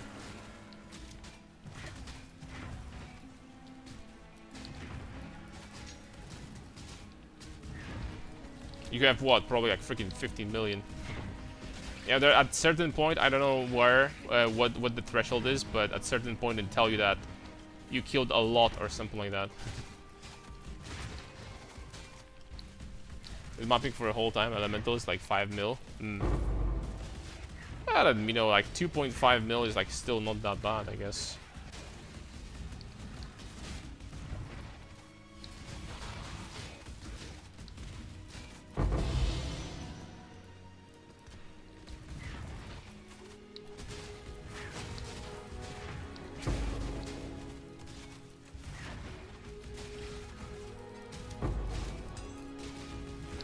.55 will come soon in Paradoxica. What's up, Mr. Codulets? Okay, what are they changing? Out of curiosity, I'm going to ask. What are the changes? You don't play it? I don't know what they're gonna change even. I think I'm going to be sticking to PoE 1 for now, though. I think I'm gonna be sticking to this.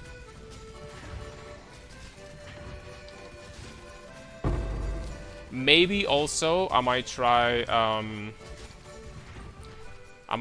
League because they're buffing Nasus soon.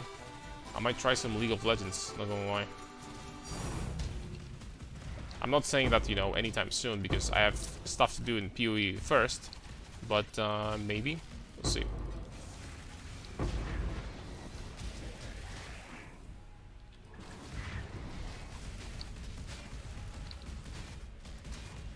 Every day new build. I'm a different type of player, not gonna lie. I prefer to like stick to one build for a little bit, and then, you know, once I max it out, I'm just going to switch to something else. I like to invest into a single build, like a lot of currency, to actually push it. I'm not a big fan of builds that don't scale, that tap out pretty quickly. Usually just gonna play some stackers and stuff. Like armor stackers, like strength stackers. Played intelligence stackers in the past. There's like a really big build long time ago in 3.4 that I made. Immune Hova Jugg. There was this intelligence stacking juggernaut.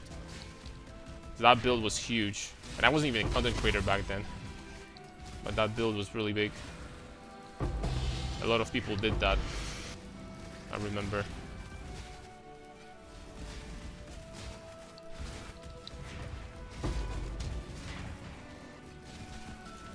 New Unique's economy What? Economy reset? Will be by... Hold on. Old one and new one, so we'll be 2 season kinda. Hold on, I don't understand. So there is going to be an economy reset or not?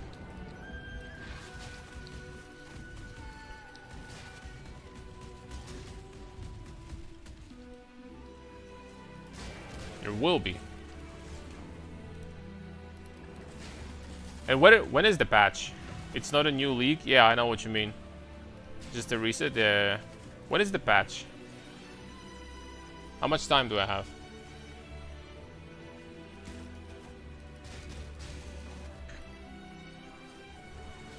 This month.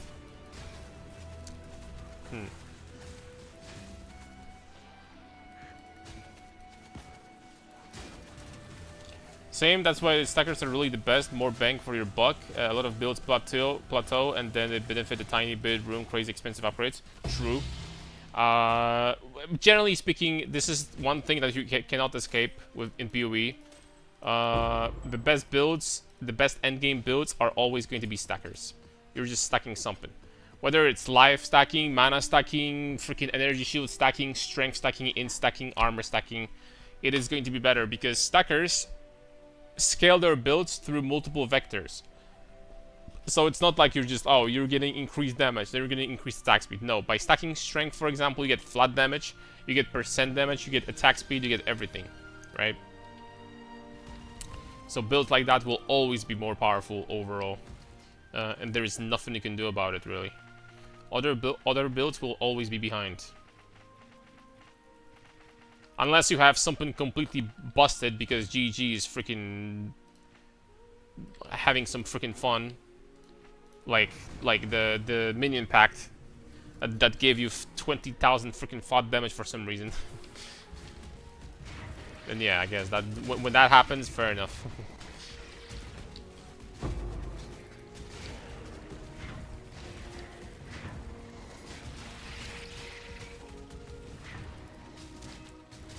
Tell you what, if it's going to be this month, it's 0.55. If it's going to be this month,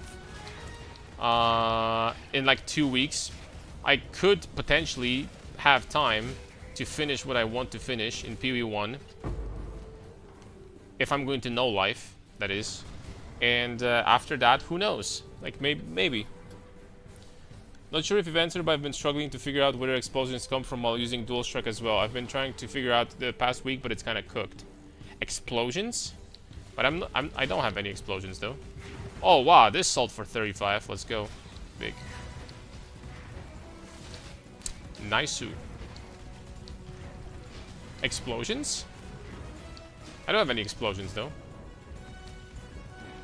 You're talking about melee splash?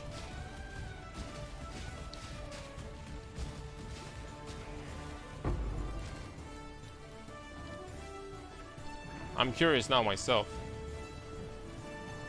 There's no way I will log in for it. I'll think about it, to be honest. I'll think about it. Because, well, the PoE1 has been out only for 2.5 weeks now. It's gonna be 3 weeks in, you know, this Friday. It's kind of freaking early to, like, swap to something else. It's kind of early, still. But at the same time, like, having, like, an economy reset in PoE2, and then, like, playing PoE2, and then, you know, they said that before 1.0, there is going to be another PoE1 patch.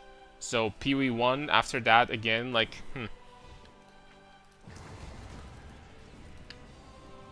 It would kind of, at least from the content creator's perspective, it kind of makes sense. I wish this was a little bit later, though. Like, I don't know, in 3 weeks or something. That'd be nice. If it was a little bit later, that'd be really nice.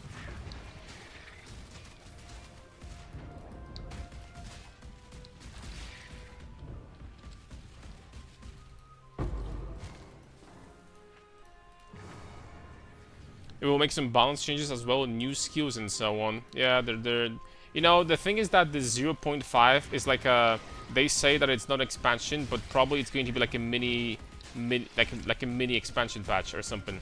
Because they will keep on adding. It's not like they're gonna do no content in PoE2 for, like, you know, Lord knows how long. They're gonna be like releasing slowly but surely more and more content. Bro, imagine if in 0.5 they added swords to the game. Nah, it's not gonna happen. But they're gonna be adding more and more over time. They're not gonna just like release everything like in this December or November, in 1.0, right? So, Furious can literally make a build that does content in 3 days. I know. I don't like the balance in PoE2, but PoE2 is still fun to play. It is. But the balance in this game is crappy. in PoE2, like, every pinnacle boss can be one shot on a build with a 3 divine budget. I'm dead freaking serious. That is a problem, in my opinion. That is a freaking problem when that happens. Maybe it's melee splash, but hard for me to replicate the AoE you have. It's just that difference. Are you sure you're using Greater Ancestor Call support? This can be the difference maker. I do recommend using that, like, big time.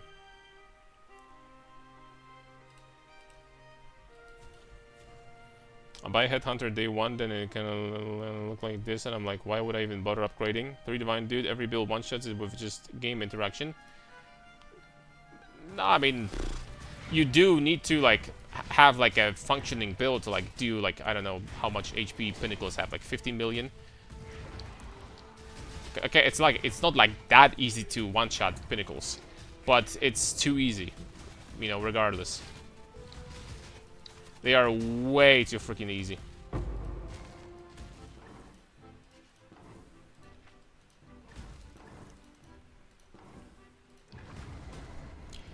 Maybe they're not for like super casual players, and I can see like the direction why they're balancing the game this way. But we definitely in PoE 2 need something that would challenge, like, you know, more advanced people. For sure. This is kind of what they did in PoE 1 though, no? They've been kind of like deleting really hard farms. And like, once again, like kind of catering towards like, you know, like less like end game audience. Like players that like don't like push builds really hard. We kind of don't have like really crazy difficult farms, and this thing now that you know, you can have rare monsters with 50 mods. It's kind of a coincidence. Kind of a coincidence. People are farming this because there's nothing else to farm. For the most part. I feel like PoE 2 is created for casuals. They had like 200 deli beating hard, but then they nerfed it instantly. I think that Delirium in the beginning was too hard though. Because like even the quest line Delirium, when you had basically like you finished campaign and you were like level 85 or something, and if you went towards Delirium, you would get destroyed by this Delirium there. Like you actually could not even finish the quest line. By accident, I went for Delirium last, so I managed to, like, you know, do the 200 deli because I had some gear at this point. But 200 deli was hard. More of this.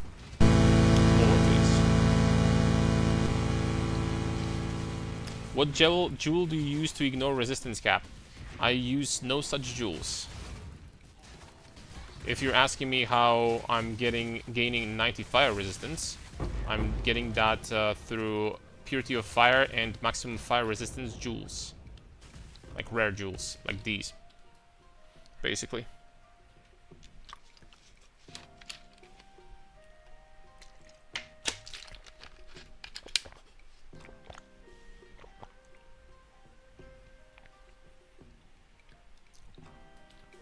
Area of effect damage, you land one hit and the whole pack dies. Yeah, from the melee splash, yes. I still wish that this build had a little bit more area, but you know, you can't have everything. I don't think that the clearing is atrocious. It makes up with worst, the worst clear is being made up by the fact that you're so freaking fast. So, and everything dies in a single hit, so that's also useful.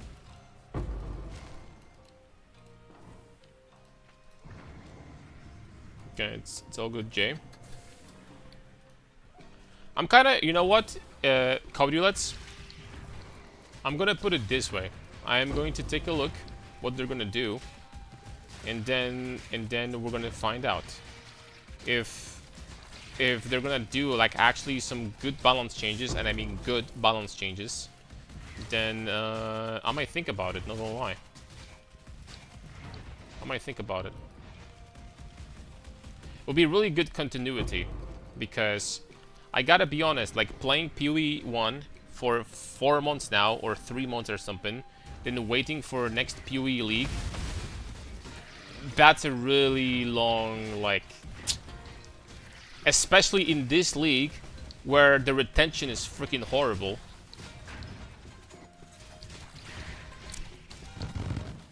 It would make, not gonna lie, it would make sense to like jump to PoE 2 for like a month or something. It would make a lot of sense. But I need to know exactly when they're gonna do this, because I do want to do my next project. I want to like make a character capable of, like, you know, farming voided valdos. So we might actually start doing it tomorrow on stream. I'm going to start leveling off stream. Maybe that's what I'm gonna do. Well, leveling. I don't know what class I'm gonna be playing yet, so it's too early for that, I guess.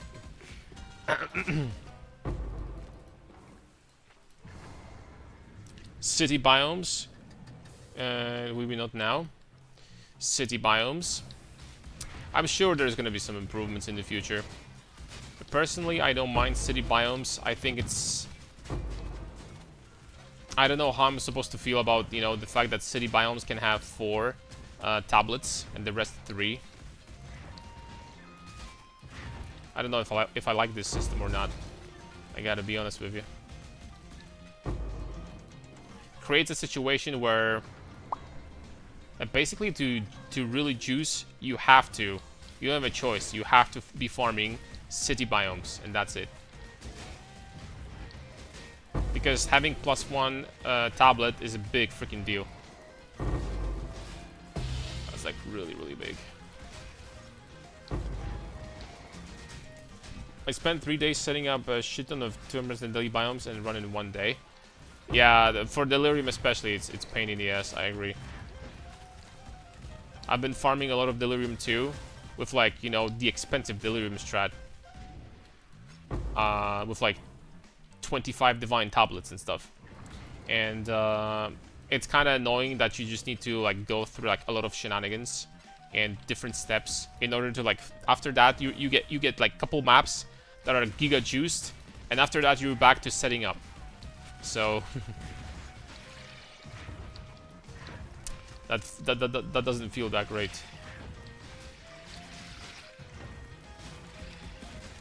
Personally, maybe some people love, like, you know, this type of gameplay when you have some giga juiced maps and then few maps that are, you know, a little bit chill.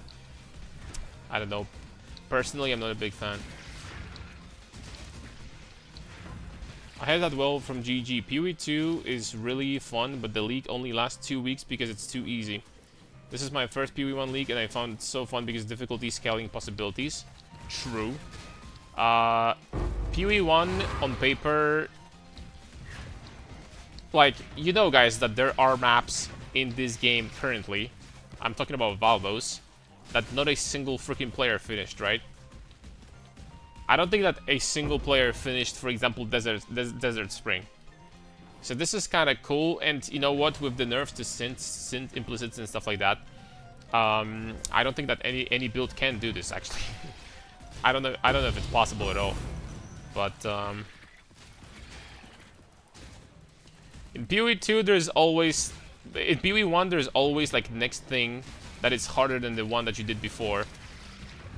And you gotta start like theory crafting again. How the hell am I supposed to beat that? You know, just really cool. What's up, hats?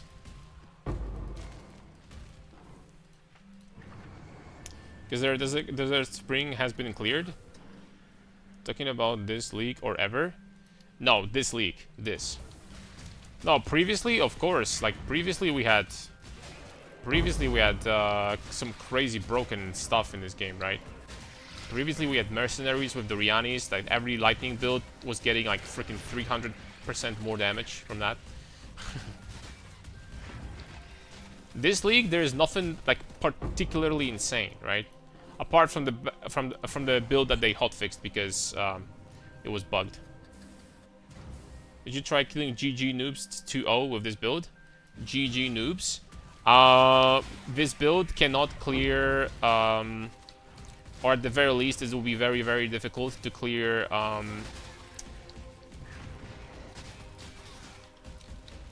what is this freaking thing name? I don't know why I forgot the map's name. Hall of the Grandmasters. It cannot clear this because we're doing pure chaos damage.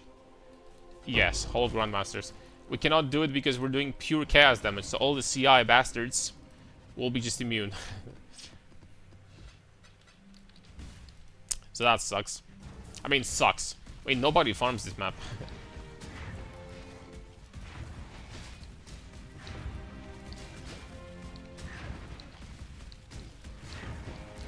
But I can tell you from experience, because I have been clearing Hall of Grandmasters in the past, on my Inquisitor, for example, very consistently. And I can tell you that without a shadow of doubt, if I wasn't doing chaos damage, every single one of those bastards would get one shot. The only thing I would do is to get monsters cannot block your attacks mastery, and that's it. And they would all get one shot. I do way too much freaking damage. And I don't know if you saw my POB, but this is my POB basically.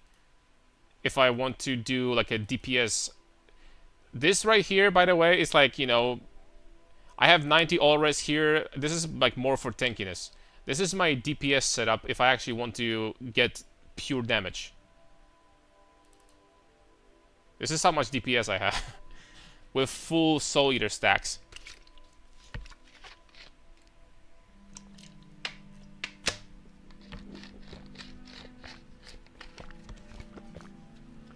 So I have a lot of freaking damage. I killed quad ghosted 100% delirious valdos in like feared in like 1.5 seconds sometimes.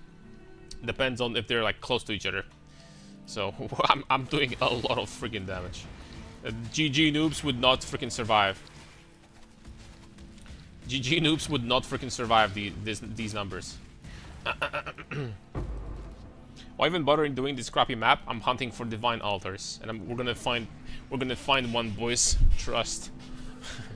Trust the process. Last time I saw this number was in TS before nerfs. Yeah, like when the tornado shot was like shotgunning and stuff. I mean, it's still shotguns, but it got nerfed really hard, you know, since then, that patch. So yeah.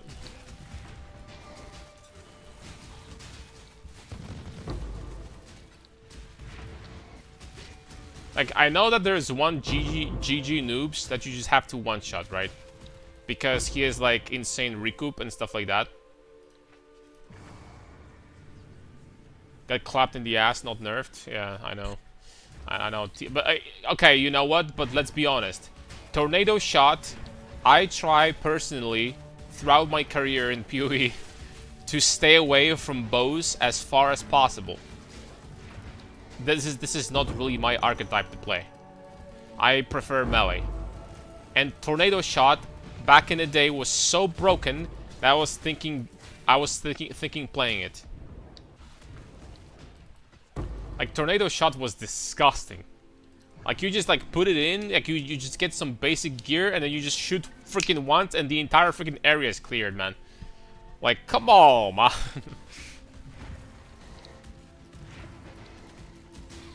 Like, there's nothing even on the screen. Like, nothing can even, like, touch you. You don't need to have, like, any defense because you shoot once and, like, freaking 2 screens later, people are still dead. Like...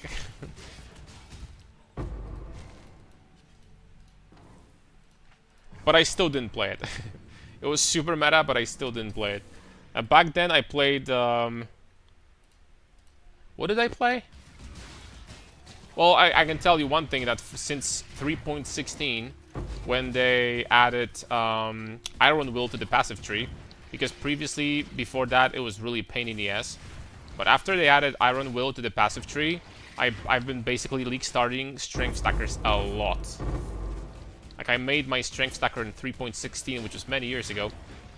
And since then, like, I usually play that, so. But, there's some archetypes that I really, really love in this game. I love Fortify stacking, for some reason. I don't know why. But Champion might be like one of my favorite ascendancies. And Champion got buffed really hard. Because Champion was OP, then he got nerfed, and then he got buffed again. And I think that right now Champion is better than before the nerfs. Like, legitimately. You have your maximum Fortify always now with Champion. Which is kind of crazy. Champion is so fun.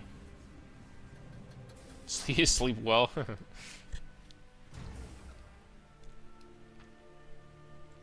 Was clearing 2-3 screens away. That was busted, man. That was really busted. That was broken.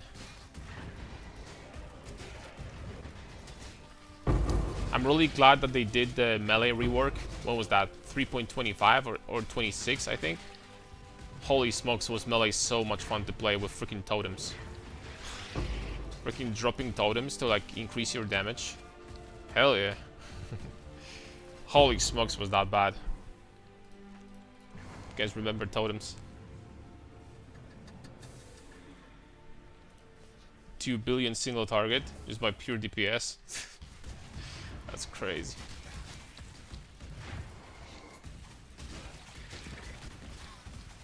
Kinda wish they added back the old tattoos from Tota.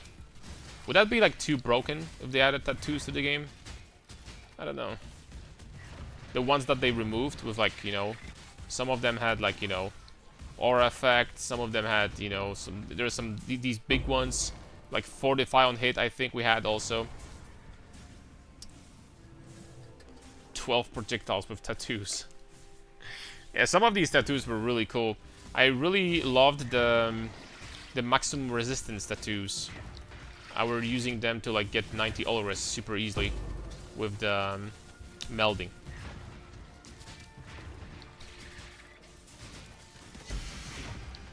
That was one of my favorite things. With the extra projectiles also. There was this tattoo, I think, that was doubling the power of other tattoos, like in proximity or something like this. Is bow still good or nerfed to the ground nowadays? I mean, you gotta ask like a bow expert, like Snoobe, for example, or I don't know who plays bows nowadays, but I think that bows are still fine. It's just they're not necessarily like meta right now. For speed farming with like Headhunter, they're probably still fine.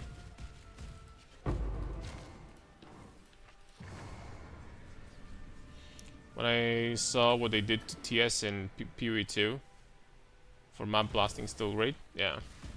PoE 2, I don't even know, but in PoE 2 we have PoE 2 balance. Balance doesn't exist to begin with. In PoE 2 we have freaking Twister that one-shots bosses in the campaign with a freaking magic spear or something. You have a magic spear, you one-shot bosses because Twister is balanced. Meanwhile, when warriors were like killing bosses with like 4 or 5 perfect strikes, nah, that was overpowered, man.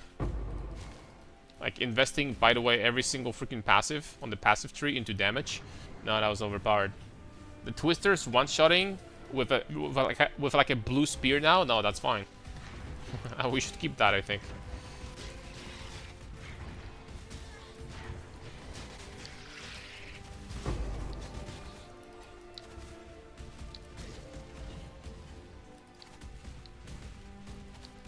Fab Gunners are not a bandwagon.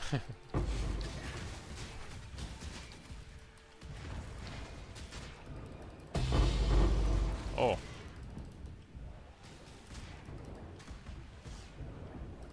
No. Okay, I guess I'm not gonna pick up more. Is what it is.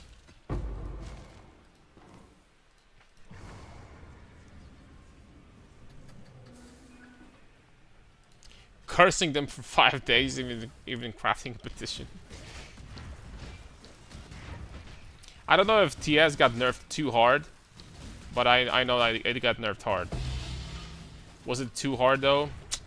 Skill was really overpowered. But I cannot say that I don't know what you're feeling, because like I loved Molten Strike so much.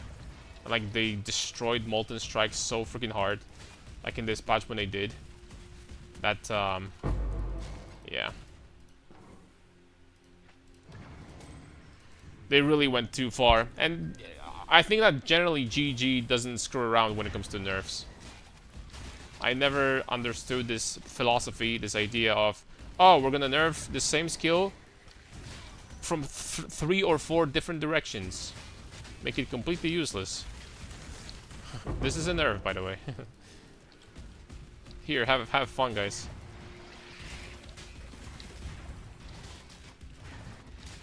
Like, skills usually don't need to get nerfed that freaking hard.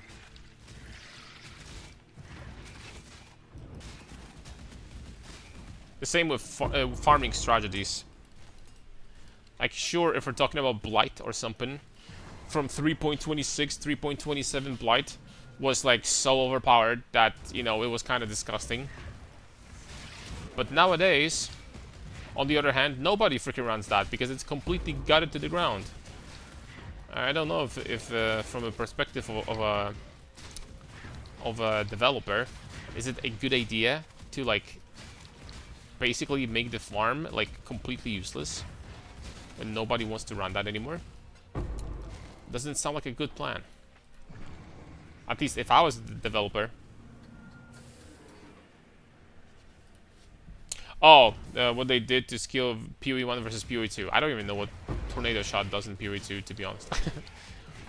As I mentioned before, I try to stay away from bow skills as far as possible. And especially, minions.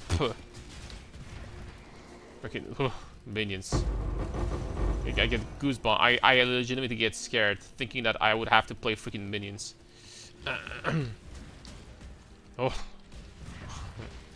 Please, no.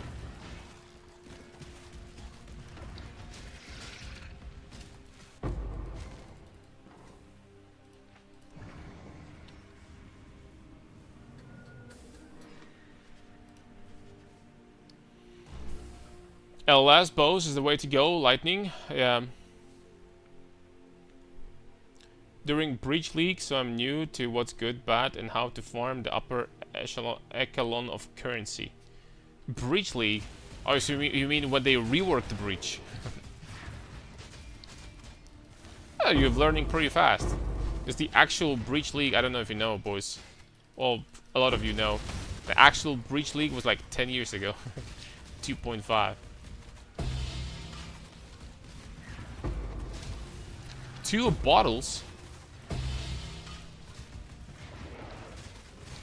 And a bottle of rum.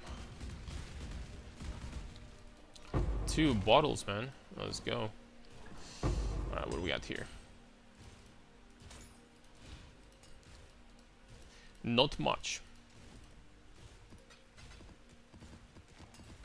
Alright, this is it, boys. This is the divine altar we've all been waiting for. It's common.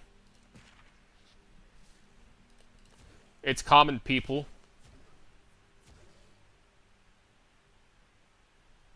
Oh, you know what? Stacked decks. I'm thinking about keeping that, to be honest. I'm thinking about keeping this. Okay, let's do something like that. Let's start here. Then we're just gonna go here. Straight line. Then we're just gonna take a corner. Boom. Bada beam. Another straight line. Then we're gonna do this. And here, we're gonna have an adjacent stacked decks. And we gotta find something good now. Gotta find something good. Adjacent areas contain 4 additional golden lanterns. Yo, that sounds kind of freaking crazy, man. Not gonna lie.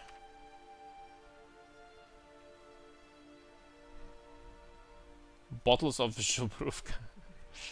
What's up, Karen? Imagine if minions given 1k strength. Or like, even if you could do a strength stacking archetype on minions, I still wouldn't play. Well, technically you can, actually. Technically you can.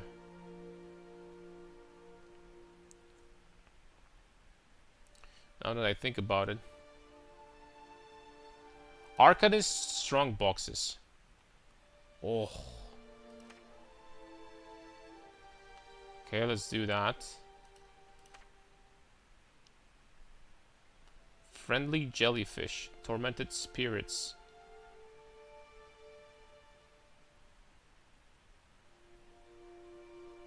"12 clusters of barrels." You know what? I'm gonna go with that. I'm gonna go with this. Okay, we're gonna do something like this, boys. See how many stacked decks we can farm from that. Just the breach tree, just min-maxing, that's tough for me, farming properly, but thank you, Karn. No, you're doing great. The breach league was what, like 2 leagues ago? No, 1 league ago. That was the previous league.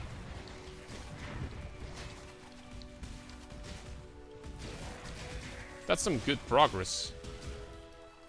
Like, you're basically still like in tutorial, and you know, if you can farm already, then that's a good sign.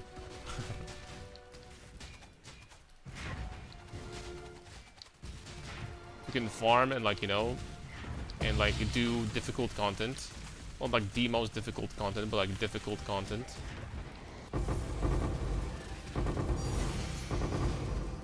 Uh-huh.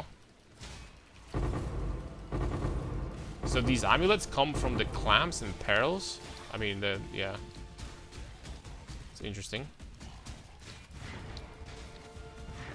I don't even know what this amulet is. Gotta be completely honest with you. I'll tell you one thing though. We're gonna put it in here with those bottles. Sand it. We talked about my luck yesterday. Did 5 Uber Elders when you went offline and got Sublime. Bro, like, you freaking... I would... Afroputs. I would legitimately... sold all my shit and send my character to the void though. Well, why did you do that? But I'm telling you, man, like, your luck is so freaking crazy this league that I would stop right now, and I would legitimately stop playing.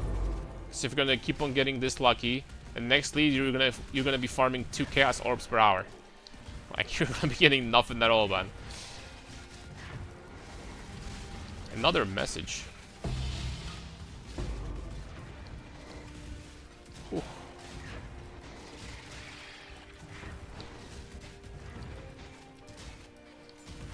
That's crazy. Didn't know what to do, to be honest. I regretted a bit. I didn't know what to do. What was that logic, man? Like, oh, I'm super lucky, by the way. I'm just gonna send my character to the void. Let's go. What? I didn't know what to do. Should have asked me, man. Should have asked me before.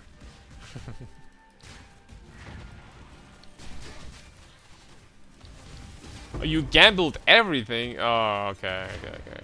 So you're just done with the league. Sold and bought freaking tons of voices and cards. I let Connor open them, the voices. How many did you get something good though from the voices and shit? I'm actually kind of curious.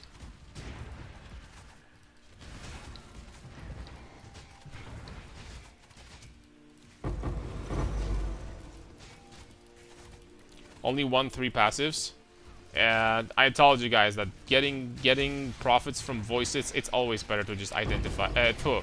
It's always better to sell unidentified. Like, getting profits from identifying voices is just freaking impossible, unless I don't know, you're really feeling lucky. But that doesn't happen, man. It really doesn't. Borderline impossible to get profits by doing this.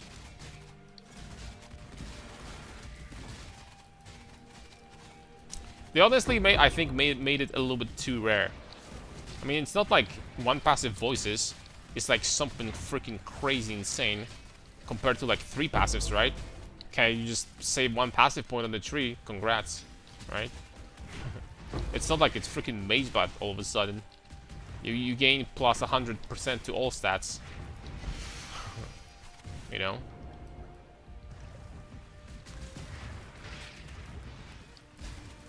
But they did it how they did it, I guess. So be it.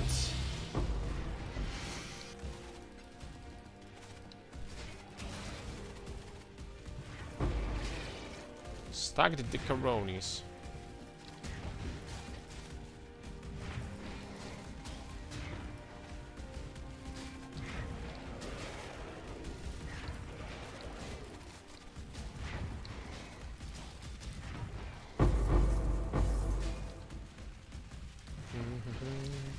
Should have let Karn miss some rings.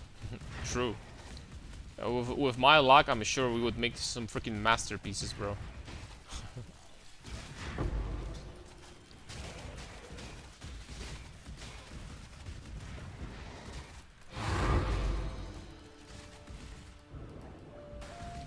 Okay. That's about it. That's all we can do. We got in total 25 stacked decks. You know what? This mod is such a freaking bait. Oh my lord, it's so garbage. Do one card gamba for me, Karn. What do you want me to do? Like open my stacked decks? I can do that. One mirror card dupe. That she. Nah, man, nah. I need money. I need money for my armor stacker, man. I need money for that.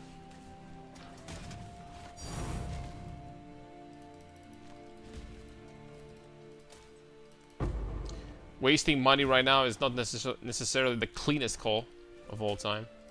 Plus 1D, 20 stack deck. You know what? I'll take that. Okay. But this amulet actually is still worth something. Well, I take it back. Not necessarily. That's actually, you know what? If amulets weren't so OP in this game, this is a pretty nice freaking amulet, not gonna lie. Plus 1 chaos resistance per 1% lightning resistance. Wait, hold on. Is there something in this game that gives you something blah blah blah blah blah? Overcapped by chaos res. Can you scale something by having like insane overcapped chaos resistance? That's one of the best amulets for Luminary. Why is that? Then strong boxes when you get rare and monsters drop X. Roll boxes to rare. That is true. That's true. Light radius stacking for more flood damage through flame link. Oh bro, this amulet has light. This amulet has 75 increased light radius. Oh, this is by the way how you finish the. This is how you finish the Desert Spring map. 75 light radius for like longer range on melee attacks. This is how you do it. Okay, but is there anything in this game that gives you something depending on how much overcapped chaos resistance do you have? Because I know that you have fire, cold, and lightning. All three of them will do something. But is there chaos? Let me see in trade. Let me see here. Overcapped fire, lightning, overcapped fire, fire, fire, lightning. Fire, cold, lightning. Fire, fire. No, there isn't. So you just equip this amulet and you just cap your chaos res. That's it. Okay. I mean, that's kind of cool. And this amulet is really cool. This amulet is like you just get crazy resistances. That's it. Get like 35 all res. Plus you cap your chaos immediately. Just like that. Plus 3 to max res. It's nice, but I mean, there's nothing I'm gonna do with it.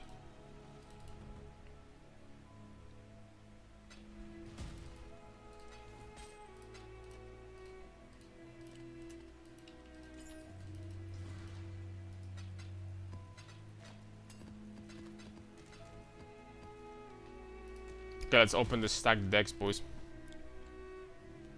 Wouldn't it be since you can be chaos immune? No, but I'm talking about something like a special modifier, like for example you have on Formless Flame, excuse me, where you get 1% increased armor per 1% overcapped fire resistance, right? I was wondering if there is something in this game that can give you a similar mechanic, a similar boost, but in cast resistance case. But it seems like there isn't.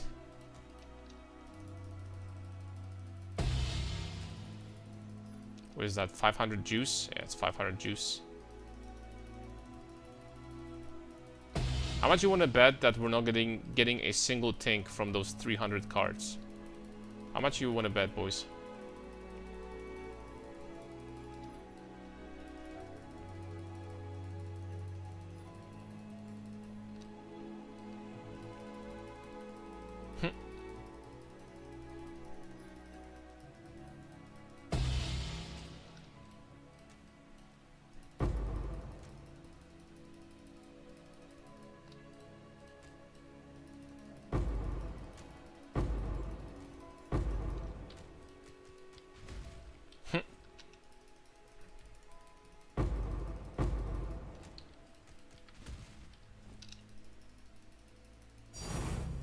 Okay, we got one.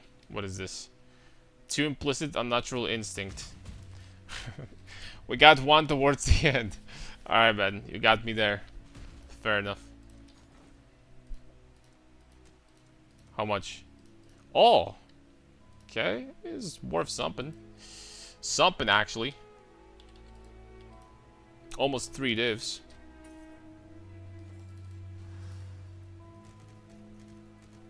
Not too shabby.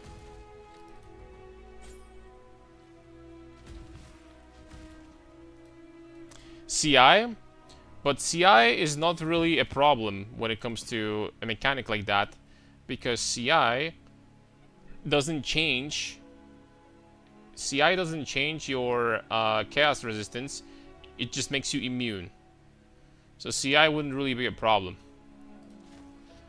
As a matter of fact, the amount of chaos resistance that you have while having CI is still stored in the, it still shows in your stats.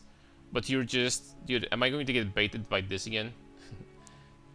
Let me sure, let's run it. It still gets stored, but you're just like chaos immune, right? So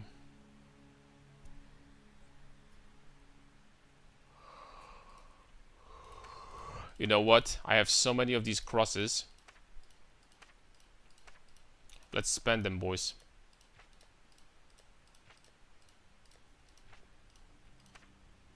There you go, the most beautiful layout. I mean, like, on paper, there isn't like a lot of backtracking here, right? Let's go.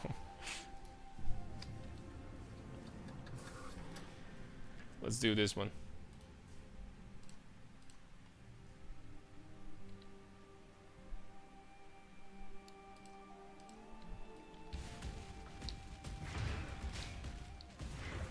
Okay, so the stacked decks thing we have over here.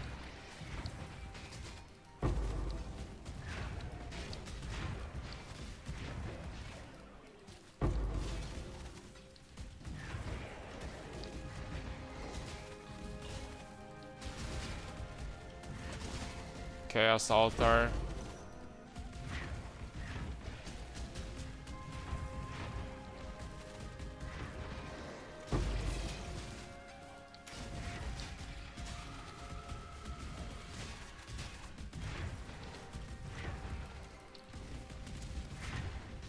You got mail. More like message.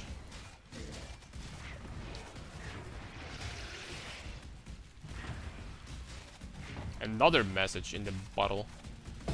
And a bottle of Zhubruvka. As one of the viewers would kindly remind me.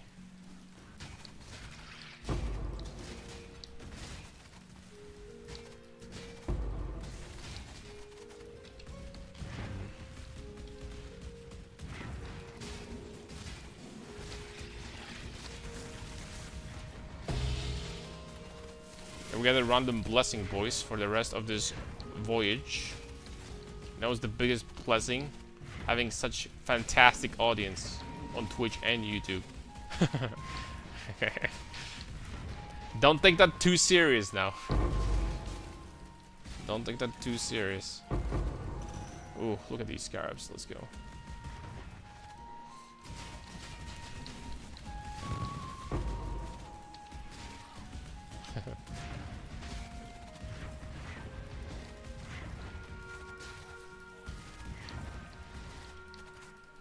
Man, what the hell?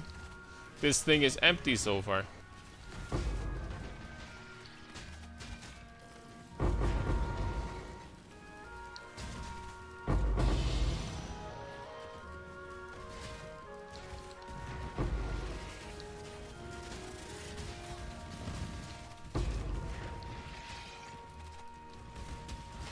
I gotta be honest, like, I don't know what they're gonna do with the boat thing next league. Generally, I don't know if I like this league mechanic like that much. I do like the crafting though. Crafting is great. Well, honestly, the mechanic itself could use some improvements, I feel like.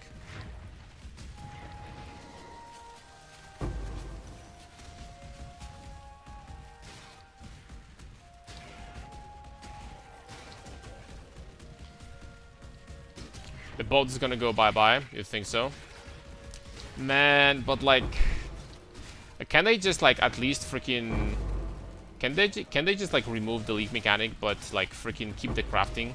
Freaking please, bro.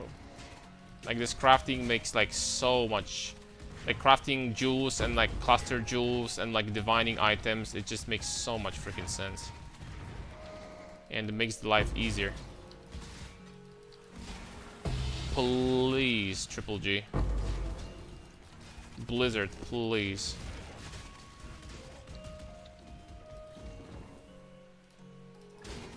Please, Blizzard. Come on, man.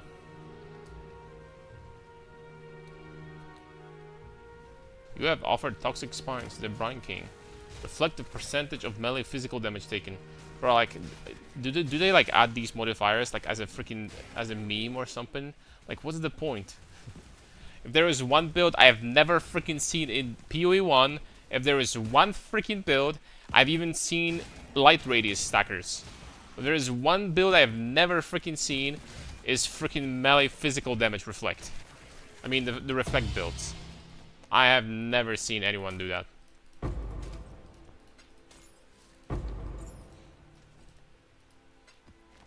And I probably never will. And, I mean, they made Thorns pretty decent in PoE 2. It's playable at least. Pirate Locker, bada bing, bada boom. Pirate Locker, 3 pirate lockers.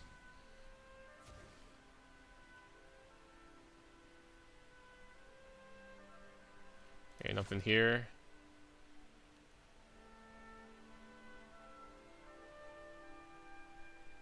Rare monsters drop additional chaos orb.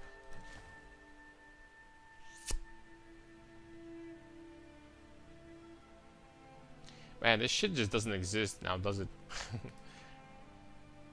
This just doesn't exist.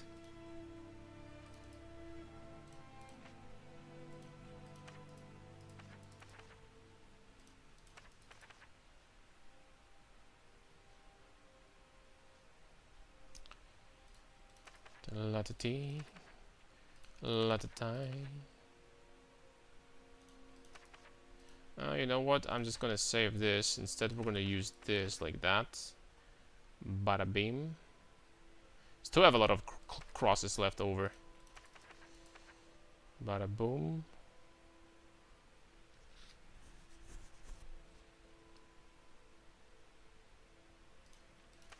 Okay. Let's do it. I hope the cursed ducats would actually add some difficulty and decent loot. I agree with that wholeheartedly. It's kind of interesting that it takes so long to add them to the game. Unless they're like doing something a little bit more complex. But like, how much work can these be with these ducats, you know what I mean?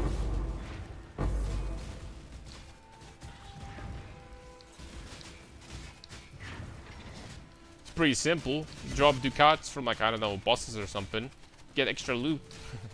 Right? It's gonna be that hard.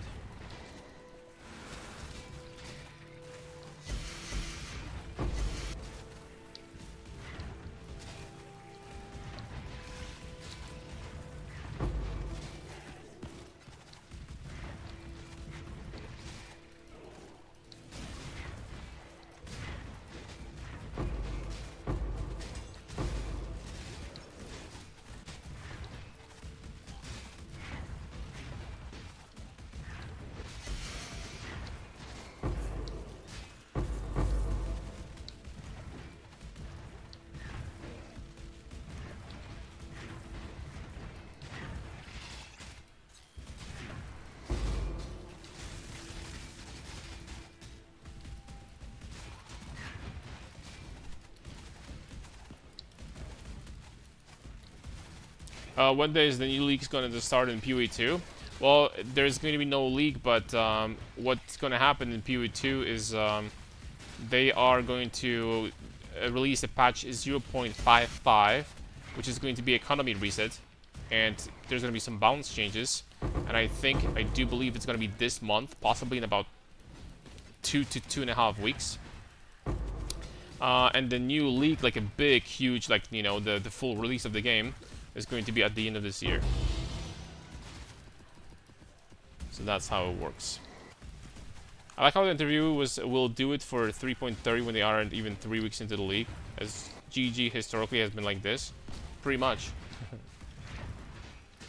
Pretty much.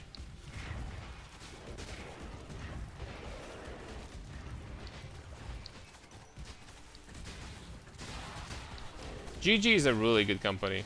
Really, really good company. I trust this company with my heart and my wallet. It's just, I don't know what they're smoking sometimes, but other than that, they're freaking good developers.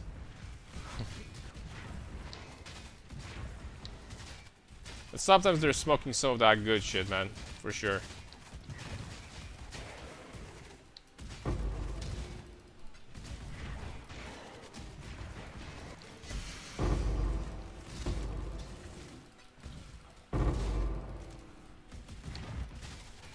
How do they reset the economy? Like we start over or something? Correct. Going from scratch. It's kind of a shame. I wonder exactly what the date is going to be. Because I legitimately... I don't know if I'm going to have enough time to finish my project in PoE 1. So the next project, boys, for you that don't know, we're doing a character for Voided Valdos. We're making a Giga Tank. Capable of laughing at any danger. That's the plan.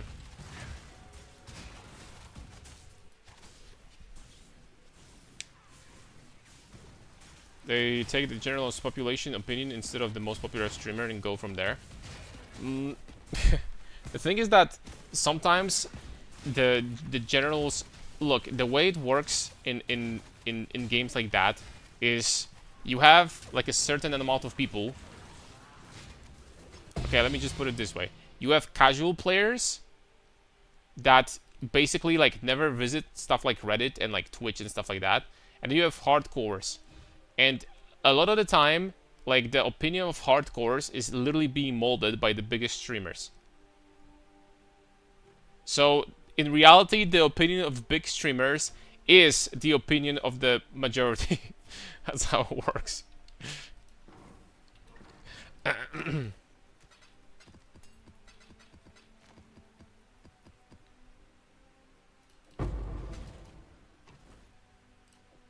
That's what like a big streamer is gonna say, then people will repeat.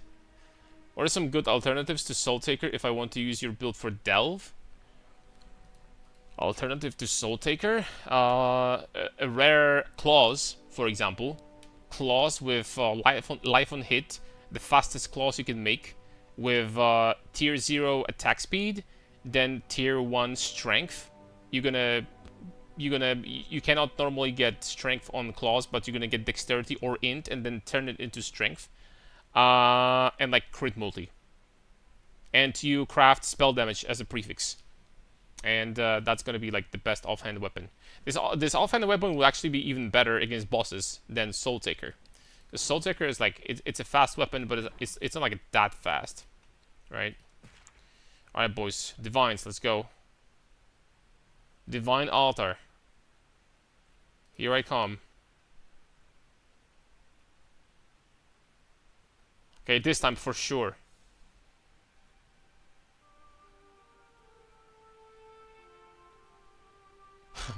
Okay, one more. 12k, man, that hurts, but...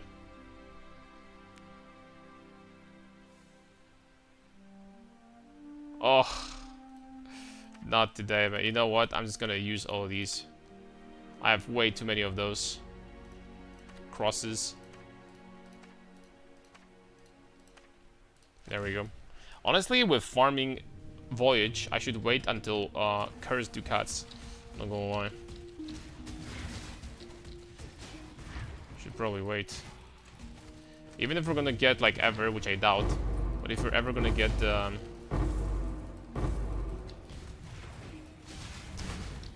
Divine, you know, mod, then I guess farming that with Cursed Ducats is going to be more profitable anyway.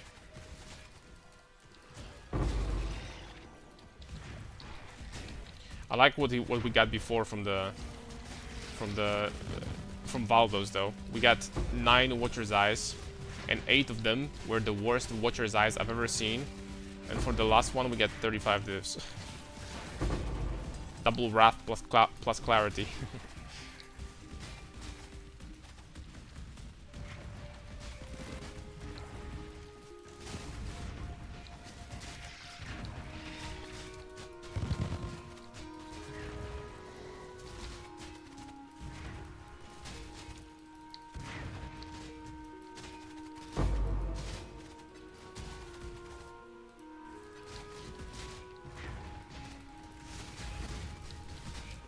I would try again this strat with Abyss when you're doing like monsters with like 60 mods.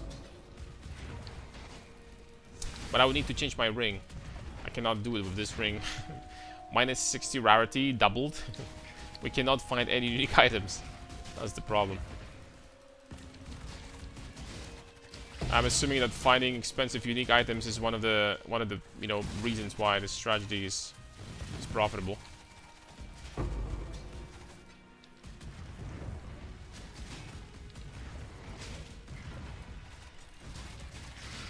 What's the point of running Voided Valdos? So the way Valdos work, Valdos is a very niche farm, generally.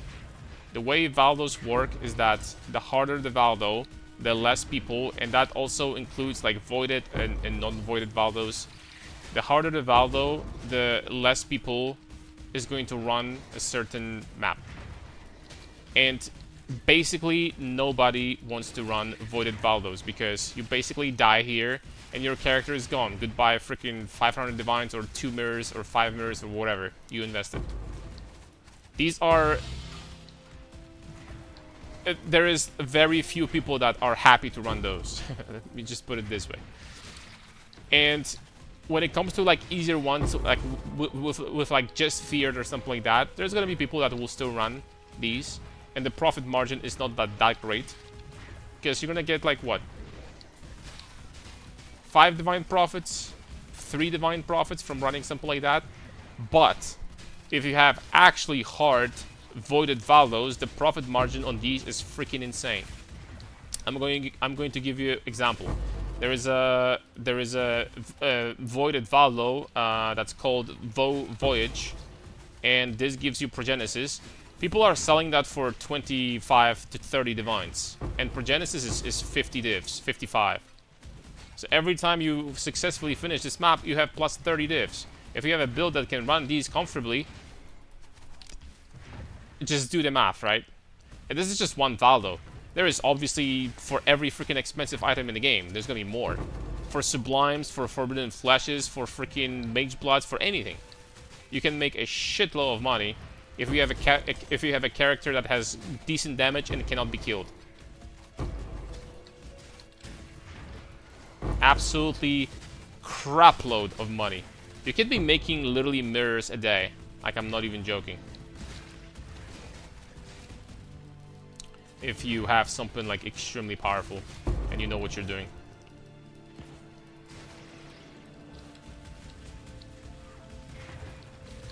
And another advice, it will be very good if you're not a streamer.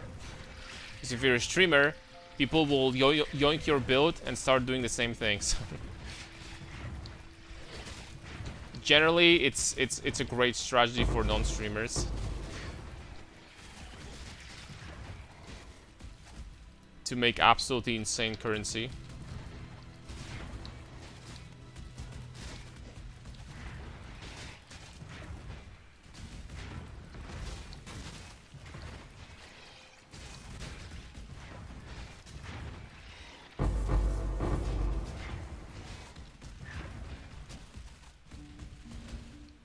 Dude, I have so many of these lanterns. Where did I not go? I cleared the entire thing. Pretty much.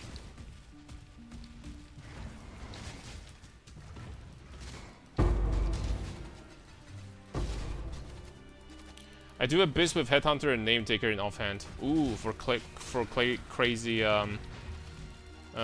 recovery of life per second. I like that. No, now that I think about it, if you really wanted to, like, you could maybe do, like, a Vol Pact also. Life leech from melee damage is instant. That's kind of crazy.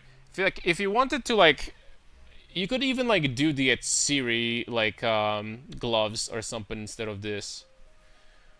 I guess that would be a way to get, like, insane recovery without, obviously, you know, cannot recover life. That would be a pain in the ass because you would need to drop the regeneration from... You wouldn't be using Kong Ground anymore. But, for tankiness, holy smokes, that would be... You'll be tanky. Because the max hit of this build is really good. Having this level of max hit with this level of recovery. Oh.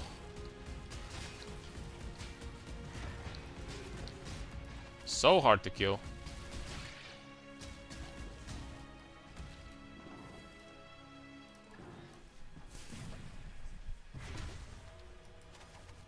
So the risk premium is what makes it profitable? Yes. The harder it is, the less people will run that, the more profit you're gonna get. And at a certain point, if you really know what you're doing and you have a build that can run 4 ghosted, quad ghosted, 100% Deli feared or worse maps that are voided at the same time, I'm gonna tell you what, you're gonna be making absolutely ridiculous amount of money. Trust me when I say it. You'll be making absurd amounts of currency.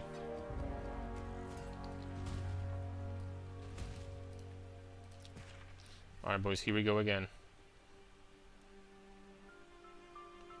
8 treasure anchors. That is a lot.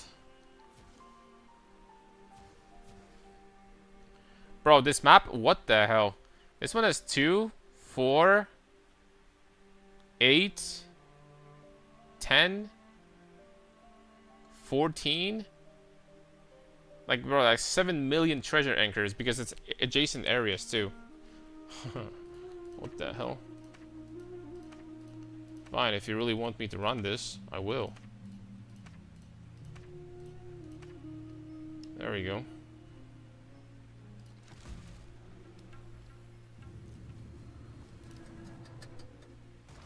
Where do I give my money to so they remove Hysteria Gate and Aurea Delusion from Simulacrum Pool? Give it to me. Send like a $100 donation. I'm going to talk to my uncle in GG and okay, I'm just kidding. If I could, I would remove that shit myself. Trust me. If I only could. Try to have Soul Taker, but you might die because lack of recovery because you get Soul Eater from Headhunter anyways.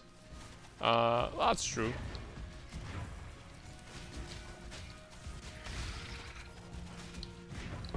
I don't know why I was never a fan of Headhunter in PoE. I never made a build using Headhunter, like legitimately never. I really like the consistency of Mageblood. I think Mageblood is great. Also great for the game, really good belt. For some reason, I'm not a big fan of Headhunter. I don't know if you have the same feelings, guys.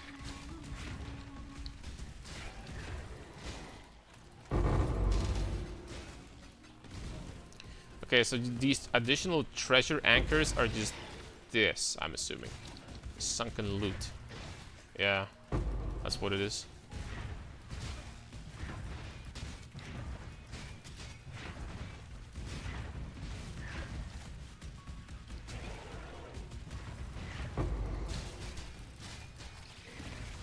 OG Headhunter with Flicker was fun before all the Arch Nemesis rare mods.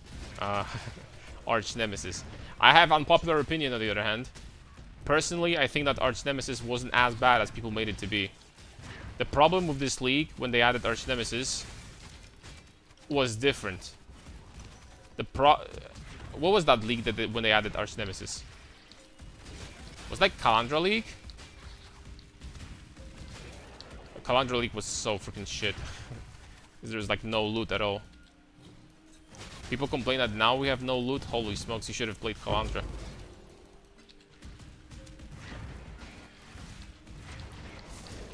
This league was freaking awful. Oh.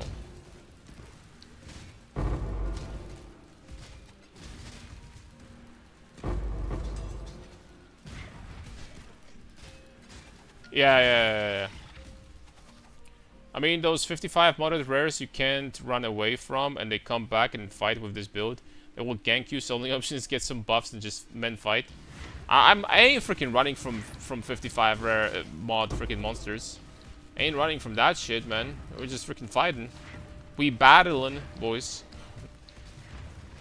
It's either I freaking die or them. It is what it is. Who's gonna have more damage? I have a lot of damage.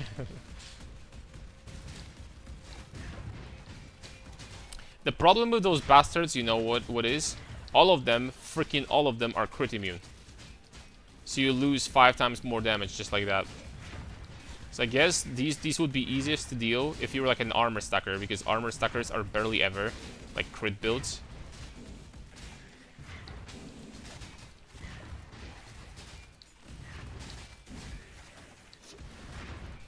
Okay, we got Chaos to Divine. All Flame of the Ethereal. We got Chaos to Divine, unfortunately at the end. Which sucks. Okay, how many divs can we get, boys? All of these monsters are magic. So surely there's gonna be a lot of raw Chaos Orbs from them, right?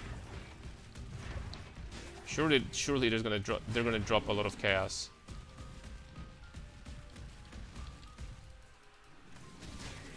Yeah, they did. This is freaking 0.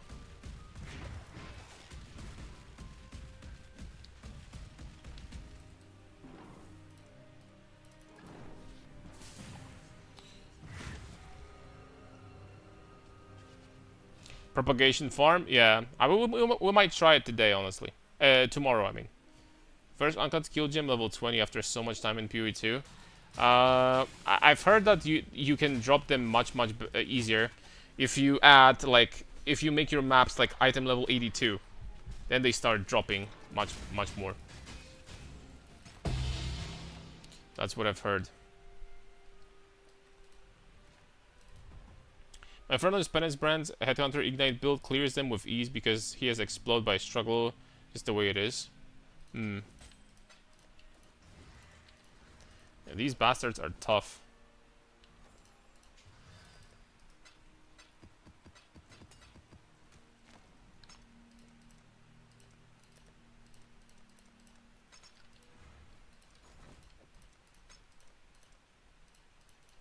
Oh, propagation is only 55C. It's way less than I thought. This one is... Monsters packs in area pack cannot drop equipment, flasks, or tinctures. That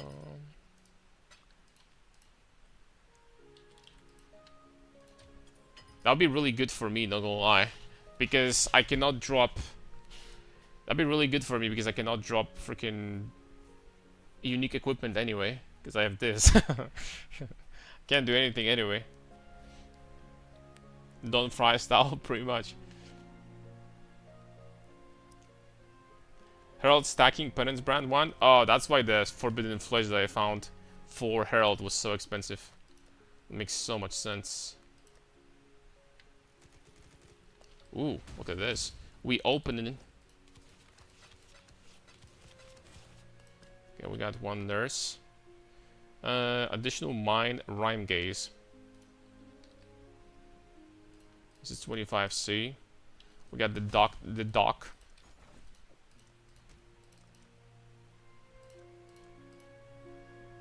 Holy smokes, Headhunter is freaking cheap this league. Jeez.